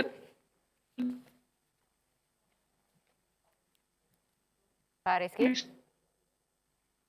For Good atau Grab for Good karena masyarakat ya. Halo. Maaf tadi suaranya agak sedikit terpotong. Connection ya. Iya, silakan dilanjutkan. Ya nggak apa-apa. Jadi emang tahun 2020 itu menunjukkan sekali bahwa pentingnya misi Grab for Good ini dan sangat crucial bukan hanya buat Grab tapi juga buat masyarakat.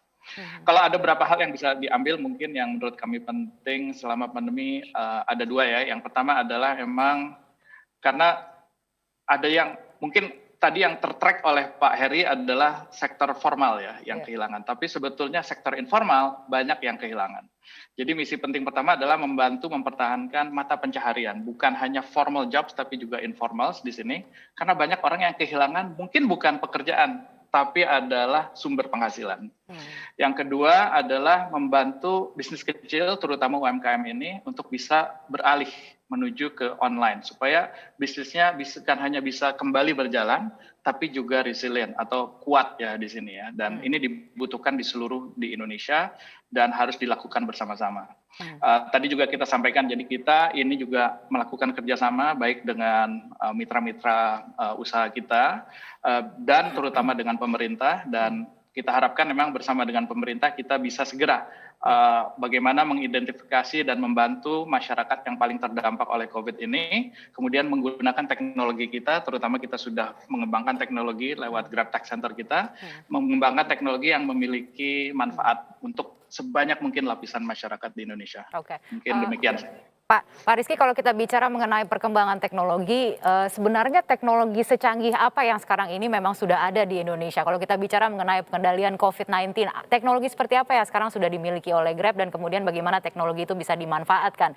Kalau kita bicara kolaborasi begitu ya, stakeholdernya banyak sekali sekarang, ada mitra Grab, kemudian juga pemerintah dan lain sebagainya. Tapi kuncinya adalah kolaborasi karena kita mau semuanya juga ikut menang gitu ya. Everybody wins gitu in this situation because we're just facing this together gitu. Tapi apakah itu sesuatu yang bisa kita harapkan atau terlalu semu? Karena kita sekarang juga sekaligus ingin membicarakan soal the future is now yang mungkin tema besar dari the Indonesia 2021 Summit ini adalah masa depan adalah sekarang, the future is now. Jadi kita ingin berupaya juga memotret masa depan yang dipercepat itu seperti apa karena adanya pandemi. Hal-hal yang mungkin baru terbayangkan 1 dekade, 2 dekade dari sekarang itu sudah kejadian sekarang dan bagaimana masyarakat itu memang harus menyesuaikan dengan kondisi seperti ini.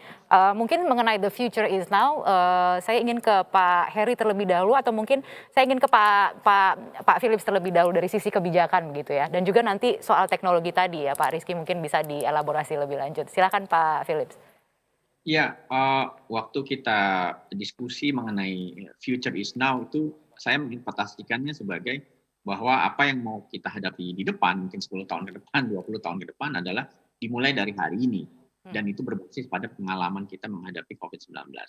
Mungkin dari sisi regulasi, bagaimana tadi DPR, politisi, orientasi mindset-nya harus berubah. Selama ini misalnya orientasi para pembuat penulis hukum gitu ya, maksud saya lawmakers gitu, di DPR, itu seringkali ketika membuat undang-undang mindset-nya adalah mengontrol dan membatasi. Sementara kita tahu sekarang bahwa kita harus lebih cepat menghadapi persoalan yang banyak sekali dan gampang berubah.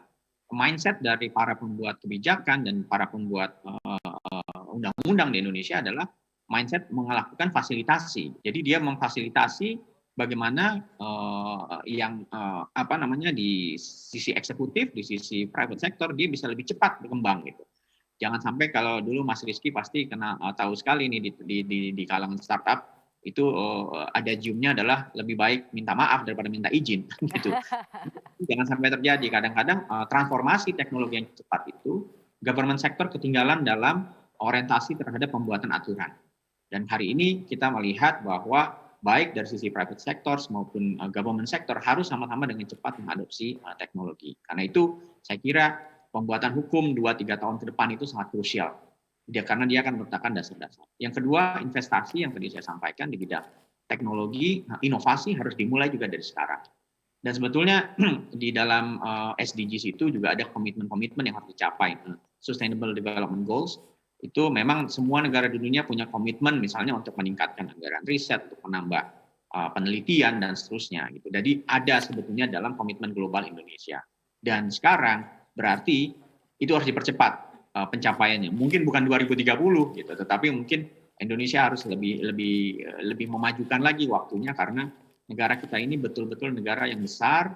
Dia mungkin ada digital divide, ada economic divide di antara regions dan lain-lain sehingga we cannot afford kalau kita terlambat melakukan reformasi. Dan setiap krisis biasanya kan memang menghasilkan reformasi gitu ya, menghasilkan deregulasi. Dan itu saya lupa Profesor Sadli kalau nggak salah ekonom kita almarhum yang mengatakan jangan sampai krisis itu kita wasting crisis tanpa reform. Karena justru ketika kita sedang menghadapi masalah kita tahu betul apa yang harus dilakukan dan apa yang harus dipersiapkan agar tidak terjadi krisis yang berikutnya yang kita tidak bisa menghadapinya.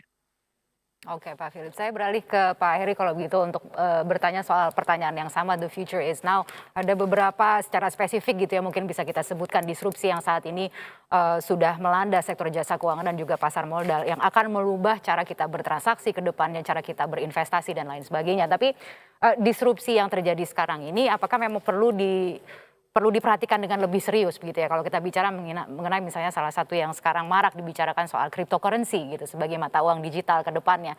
Bagaimana Anda melihat perkembangannya Pak Heri? Ya, terima kasih Pak Karnia.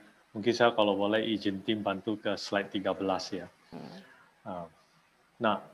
Tadi Pak Philip juga mengatakan salah satu dinamika yang bisa meng-fast forward sesuatu itu adalah regulasi, mindset dari policy maker gitu ya. Itu menurut saya itu juga sangat relevan, dan tidak kalah pentingnya itu adalah juga dari sisi dananya.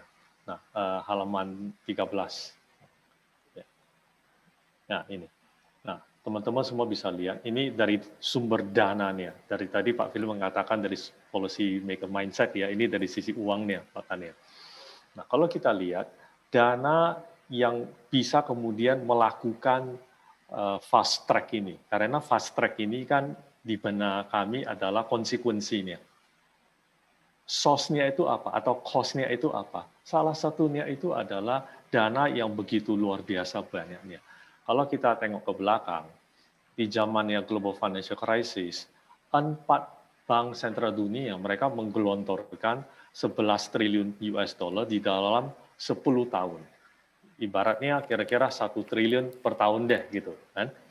Nah, sekarang mereka melakukan kira-kira 10 triliun ya. Tetapi ini belum termasuk yang stimulus dari Biden ini ya. Kita anggap aja mentok di sini, 10 triliun. Berarti apa? 10 triliun per tahun. Derasnya arus ini, makanya teman-teman semuanya. Apa yang kita tengok ke belakang 10 tahun, yang kejadian, ini akan di fast track dengan arus dana yang lebih dahsyat lagi. Ini seperti kalau ada gempa bumi, kita sudah sadar kejadian, tetapi tsunami-nya belum datang ini. Nah, kalau kita pelajari apa yang kita pelajari 10 tahun setelah Global Financial Crisis, yang 1 triliun per tahun, itu kemudian sudah membuat begitu banyak disrupsi, ini 10 triliun makanya per tahun. 10 kali lebih deras arusnya. Nah, kalau kita lihat chart sebelah kanan, itu berarti dana menuju 10 triliun ini perlu 12 bulan. Tetapi di Global Financial Crisis itu perlu 120 bulan. Ya. Jadi begitu ini ibaratnya volume air itu sama, tetapi selangnya itu 1/10 lebih kecil. Berarti derasnya air ini tidak bisa kita underestimate. Nah, boleh saya minta tim untuk next slide 14. Kemudian ini terbentuklah disrupsi.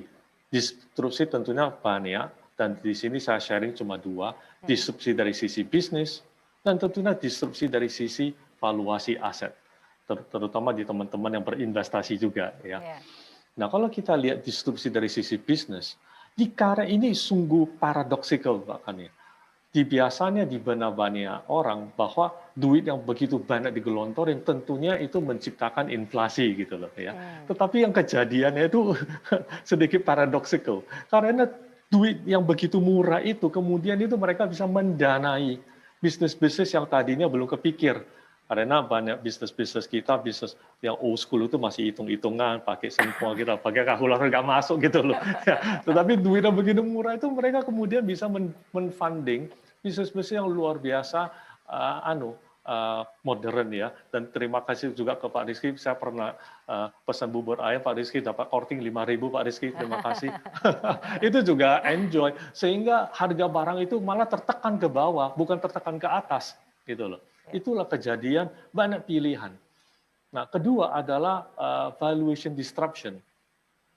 Salah satu, ini mungkin mohon maaf kalau saya sedikit technical, salah satu pengukuran di teman-teman ekonomi itu adalah velositas dari uang. Jadi pemikirannya itu adalah kalau uang itu digenjotin gitu, uang itu akan berputar lebih cepat sehingga ekonomi itu akan bertambah. Dan kemudian itu bisa membuat inflasi yang overheating gitu loh. Tetapi apa yang kita lihat makanya adalah duit itu yang digenjot itu tidak kemudian hanya masuk di ekonomi. Tetapi masuk juga di financial asset classes. Sehingga seperti pertanyaan Mbak Kanya tadi, muncullah produk-produk seperti cryptocurrency ini. Jadi di benak aku cryptocurrency itu ada konsekuensi dari duit yang begitu dahsyat.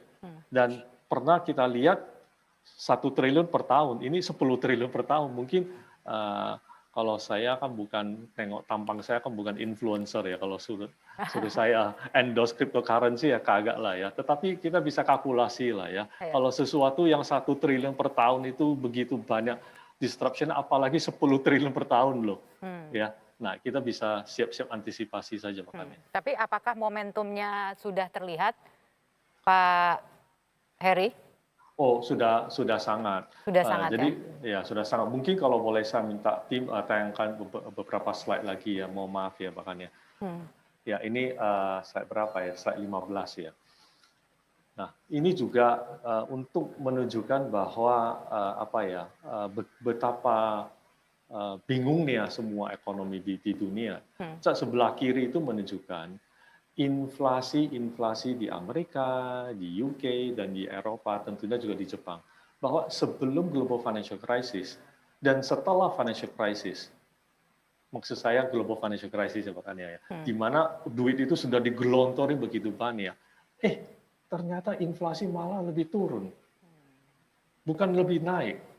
Itu salah satu kemungkinan itu loh, cost-nya karena banyak disruption itu yang kemudian membuat barang-barang harga-harga malah tertekan, tetapi duit ini, uang ini mengalir ke financial asset classes. Itu sebenarnya. Oke, baik.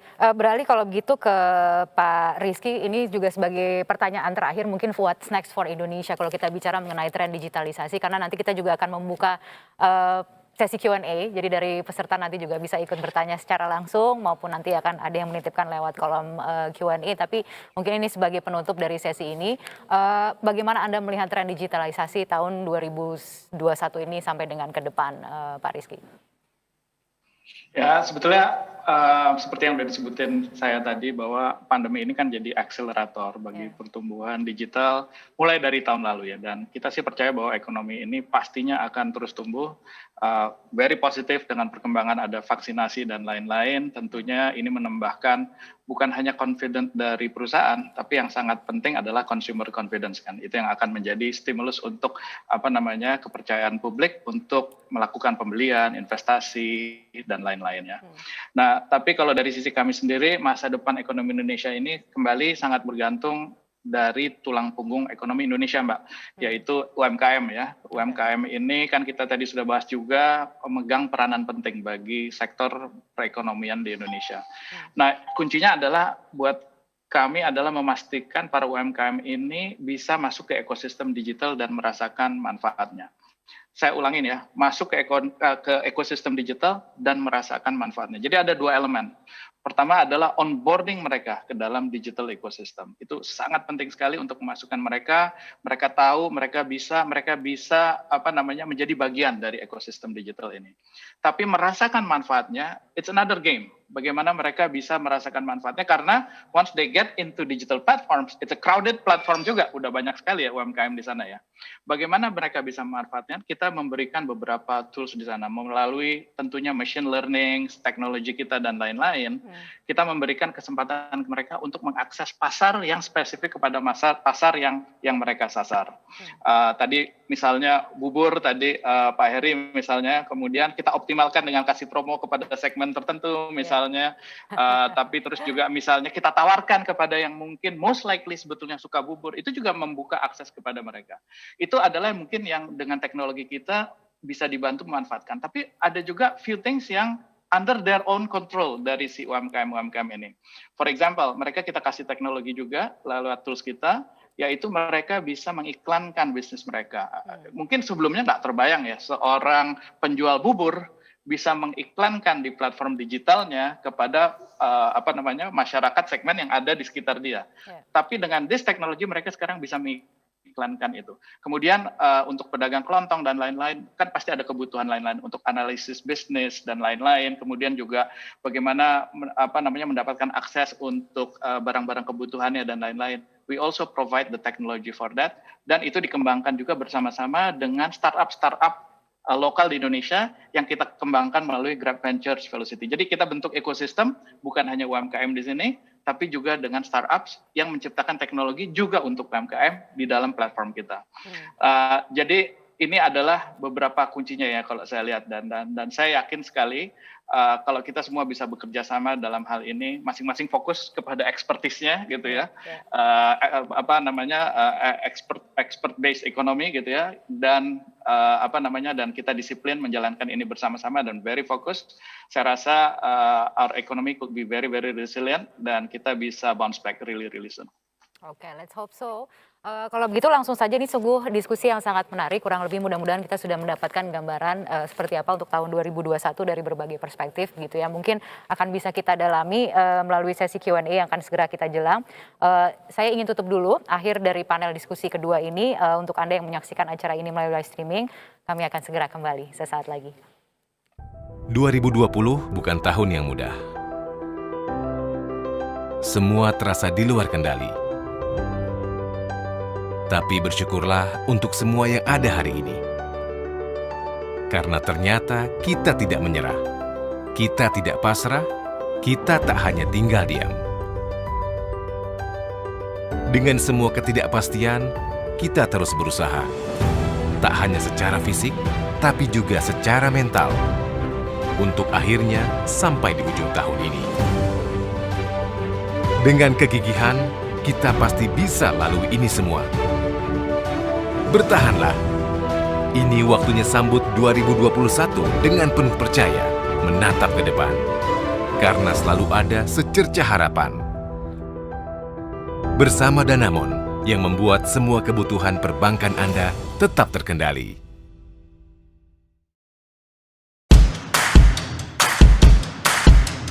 Along with the rapid growth in Indonesia, the needs of customers are also increasing. They demand an associate to support them achieving life goals. Established in 1956, Danamon is committed to care and enable millions to prosper, not only to its customers, but to employees and society at large, enabling them to be prosperous together. Through the product and services, Danamon gives the full control to all banking matters in order to achieve life goals and always be in control. Maximizing financial goals with tabungan Danamon lebih. Realizing family aspirations through tabungan cita-citaku. To make easier your daily transaction by Visa, MasterCard, and American Express credit card. Enlarging the business through kredit angsuran berjangka and kredit tempat usaha.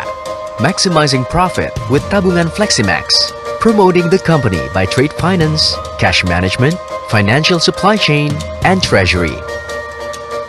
Living in Syariah with tabungan Syariah, deposito Syariah, and tabungan haji.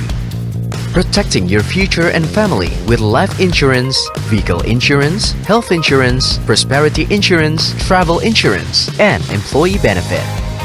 Empowered with strong local capabilities, Danamon successfully expanded the marketing network and branch offices all over Indonesia and is supported by professional resources who are always ready to serve thoroughly. Carrying on its vision which enable millions to prosper, it is reflected with CSR programs, Danamon Run, and other activities. With its commitment, Danamon received numerous awards at an international level. With the synergy between local network and capabilities, along with global network and strong relationship, Danamon is ready to provide reliable banking products and services to keep your financial to always be in control. Now it's time for you to take control with Danamon.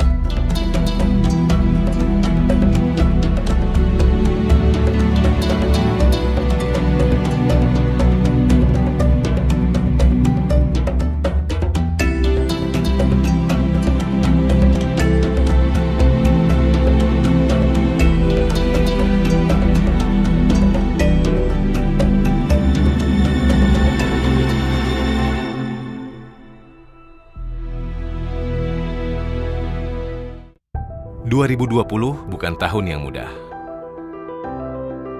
Semua terasa di luar kendali. Tapi bersyukurlah untuk semua yang ada hari ini. Karena ternyata kita tidak menyerah. Kita tidak pasrah, kita tak hanya tinggal diam. Dengan semua ketidakpastian, kita terus berusaha. Tak hanya secara fisik, tapi juga secara mental. Untuk akhirnya sampai di ujung tahun ini. Dengan kegigihan, kita pasti bisa lalui ini semua. Bertahanlah. Ini waktunya sambut 2021 dengan penuh percaya, menatap ke depan. Karena selalu ada secercah harapan. Bersama Danamon, yang membuat semua kebutuhan perbankan Anda tetap terkendali.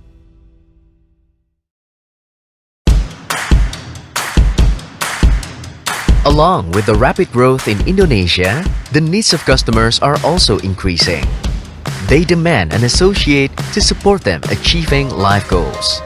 Established in 1956, Danamon is committed to care and enable millions to prosper, not only to its customers, but to employees and society at large, enabling them to be prosperous together.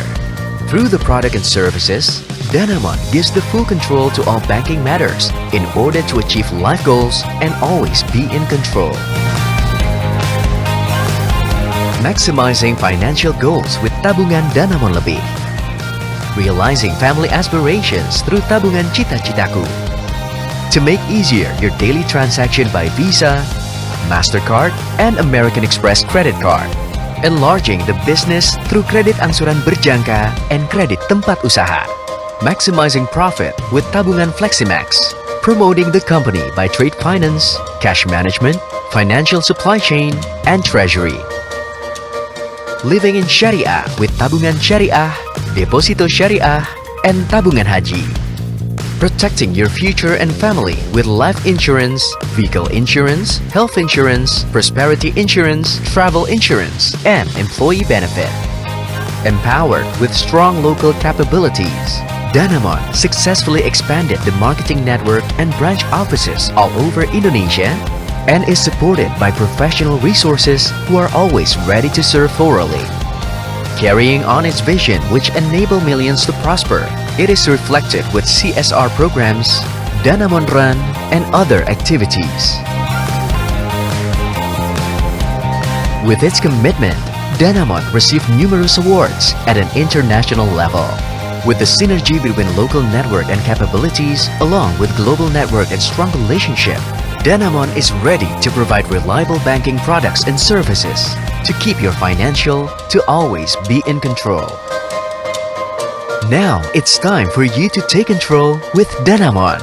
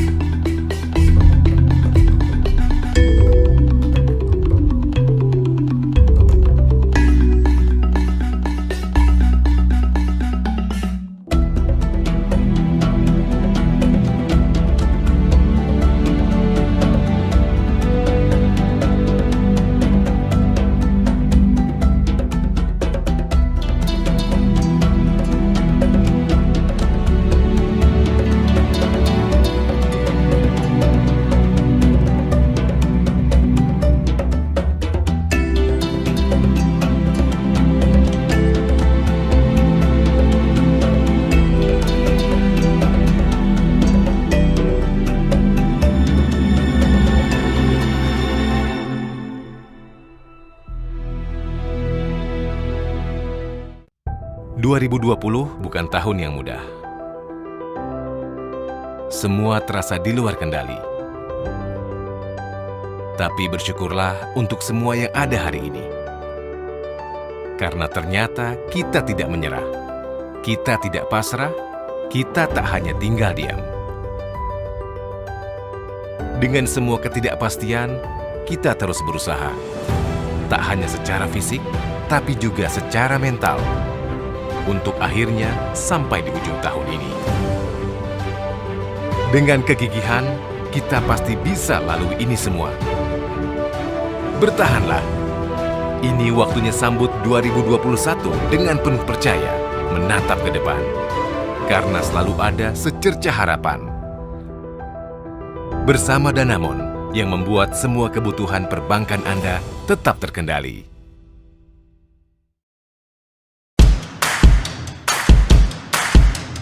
Along with the rapid growth in Indonesia, the needs of customers are also increasing. They demand an associate to support them achieving life goals. Established in 1956, Danamon is committed to care and enable millions to prosper, not only to its customers, but to employees and society at large, enabling them to be prosperous together. Through the product and services, Danamon gives the full control to all banking matters in order to achieve life goals and always be in control. Maximizing financial goals with tabungan Danamon lebih. Realizing family aspirations through tabungan cita-citaku. To make easier your daily transaction by Visa, MasterCard, and American Express credit card. Enlarging the business through kredit angsuran berjangka and kredit tempat usaha. Maximizing profit with tabungan Fleximax. Promoting the company by trade finance, cash management, financial supply chain, and treasury. Living in Syariah with tabungan Syariah, deposito Syariah, and tabungan haji. Protecting your future and family with life insurance, vehicle insurance, health insurance, prosperity insurance, travel insurance, and employee benefit. Empowered with strong local capabilities, Danamon successfully expanded the marketing network and branch offices all over Indonesia and is supported by professional resources who are always ready to serve thoroughly. Carrying on its vision which enable millions to prosper, it is reflected with CSR programs, Danamon Run, and other activities. With its commitment, Danamon received numerous awards at an international level. With the synergy between local network and capabilities, along with global network and strong relationship, Danamon is ready to provide reliable banking products and services to keep your financial to always be in control. Now it's time for you to take control with Danamon.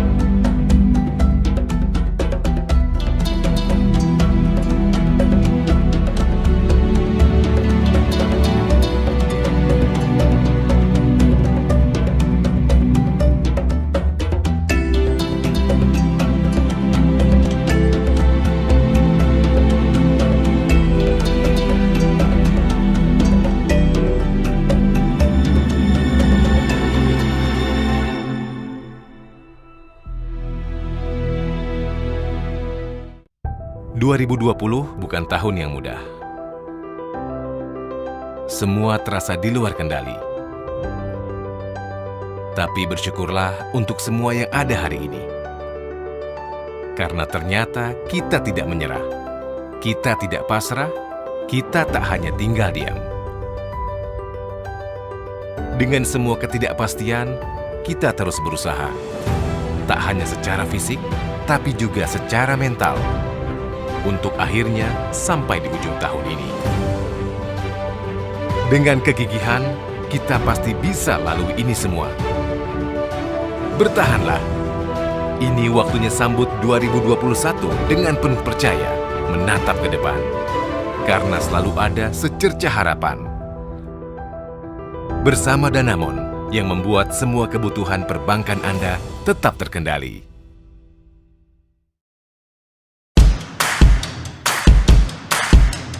Along with the rapid growth in Indonesia, the needs of customers are also increasing. They demand an associate to support them achieving life goals. Established in 1956, Danamon is committed to care and enable millions to prosper, not only to its customers, but to employees and society at large, enabling them to be prosperous together. Through the product and services, Danamon gives the full control to all banking matters in order to achieve life goals and always be in control. Maximizing financial goals with tabungan Danamon Lebih. Realizing family aspirations through tabungan cita-citaku. To make easier your daily transaction by Visa, MasterCard, and American Express credit card. Enlarging the business through kredit angsuran berjangka and kredit tempat usaha. Maximizing profit with tabungan Fleximax. Promoting the company by trade finance, cash management, financial supply chain, and treasury. Living in Syariah with tabungan Syariah, deposito Syariah, and tabungan haji. Protecting your future and family with life insurance, vehicle insurance, health insurance, prosperity insurance, travel insurance, and employee benefit. Empowered with strong local capabilities, Danamon successfully expanded the marketing network and branch offices all over Indonesia and is supported by professional resources who are always ready to serve thoroughly. Carrying on its vision which enable millions to prosper, it is reflected with CSR programs, Danamon Run, and other activities. With its commitment, Danamon received numerous awards at an international level. With the synergy between local network and capabilities, along with global network and strong relationship, Danamon is ready to provide reliable banking products and services to keep your financial to always be in control. Now it's time for you to take control with Danamon.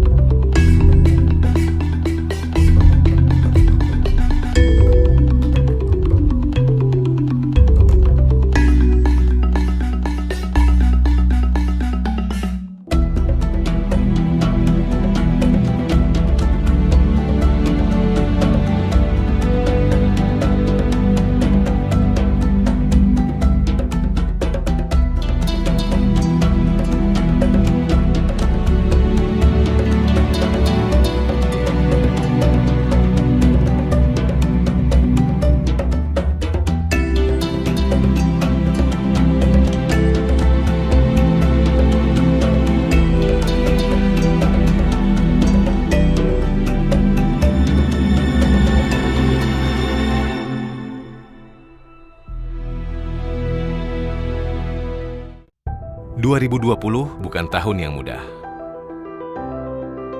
Semua terasa di luar kendali. Tapi bersyukurlah untuk semua yang ada hari ini. Karena ternyata kita tidak menyerah. Kita tidak pasrah, kita tak hanya tinggal diam. Dengan semua ketidakpastian, kita terus berusaha. Tak hanya secara fisik, tapi juga secara mental.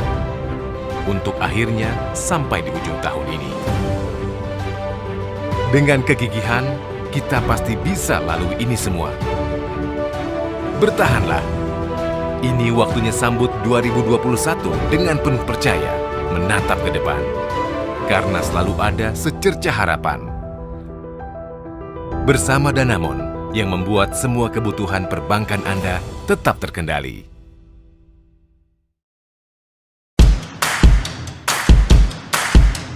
Along with the rapid growth in Indonesia, the needs of customers are also increasing. They demand an associate to support them achieving life goals. Established in 1956, Danamon is committed to care and enable millions to prosper, not only to its customers, but to employees and society at large, enabling them to be prosperous together. Through the product and services, Danamon gives the full control to all banking matters in order to achieve life goals and always be in control. Maximizing financial goals with tabungan Danamon lebih. Realizing family aspirations through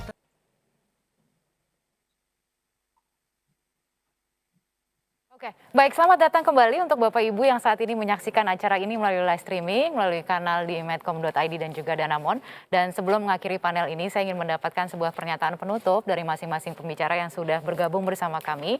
Secara singkat dan padat 1 menit per pembicara, kalau boleh saya minta. Saya ingin mulai dari Pak Rizky terlebih dahulu. Silahkan Pak Rizky. Makasih. Kalau dari saya adalah, saya pikir sangat penting sekali karena we are all learning di sini. Kita menyumbangkan apa yang menjadi ekspertis kita masing-masing dan kontribusi kita secara disiplin. Sekali lagi, bagi saya dan bagi Grab di sini yang penting adalah memang spirit kerjasama untuk menghadapi masalah ini. Dan saya yakin kita sebagai negeri bangsa yang sudah sangat terbiasa dengan bekerja sama gotong royong, we can cope with this. Baik, terima kasih Pak Herianto. Ya, makanya terima kasih. Menurut saya cukup optimis bahwa kita pasti bisa balik dan kita sudah melihat tren yang bagus bahwa Indonesia sudah ada mengalami V-shape. Pesan saya adalah uncertainties itu adalah menjadi setiap hari kita harus sesuaikan dan kita harus bisa cope with uncertainty. Bahkan inaction itu adalah resiko yang terbesar. Ya, jadi harus kita take action walaupun siap-siap untuk berubah asumsinya, harus beradaptasi. Terima kasih Kania. Inaction itu resiko paling besar begitu ya, harus melakukan atau harus mengambil sikap. Baik, langsung ke Pak Philips. Ya, saya ada 3. 1, belajar dari pandemi ini memperlihatkan bahwa kita harus melakukan investasi yang serius di bidang science dan health infrastructure. Yang kedua, government sector seperti private sector juga harus mempercepat adopsi teknologi karena dia akan memperbaiki bagaimana government pada akhirnya akan merespon semua situasi, tidak hanya pandemi ini gitu.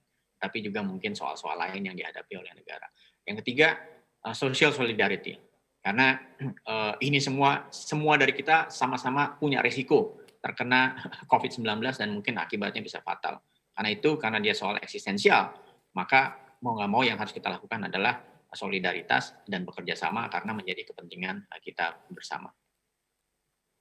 Ya, baik, kalau begitu sekaligus tadi closing statement dari masing-masing pembicara dalam panel ini juga menutup panel kedua. Sebuah perbincangan yang sangat menarik. Terima kasih sekali lagi kepada Pak Rizky, Pak Philips, kemudian juga Pak Heri telah berbagi bersama kami.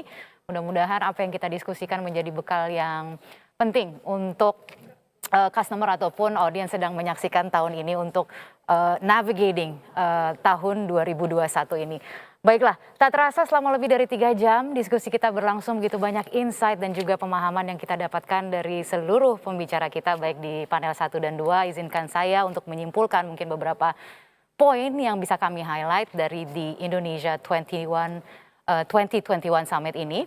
Yang pertama mungkin adaptasi menjadi kunci keberhasilan kita saat ini, khususnya adaptasi teknologi, dan ini harus dilakukan secara bersama antara pemerintah, pelaku usaha, dan juga masyarakat.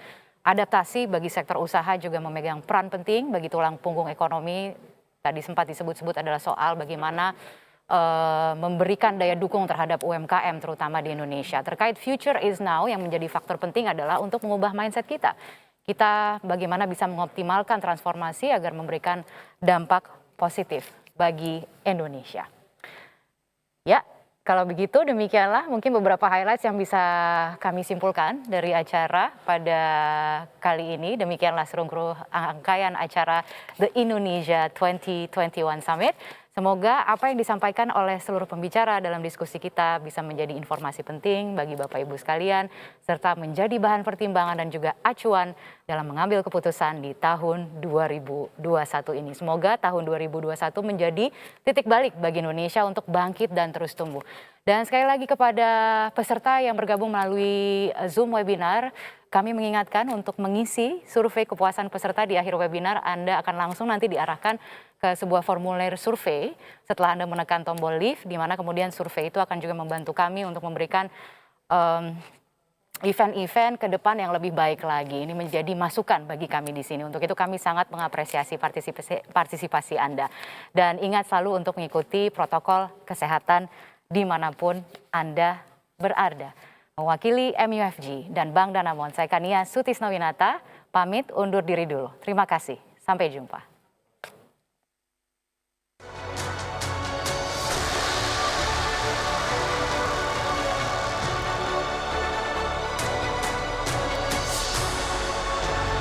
Terima kasih Anda telah menyaksikan The Indonesia 2021 Summit. The future is now.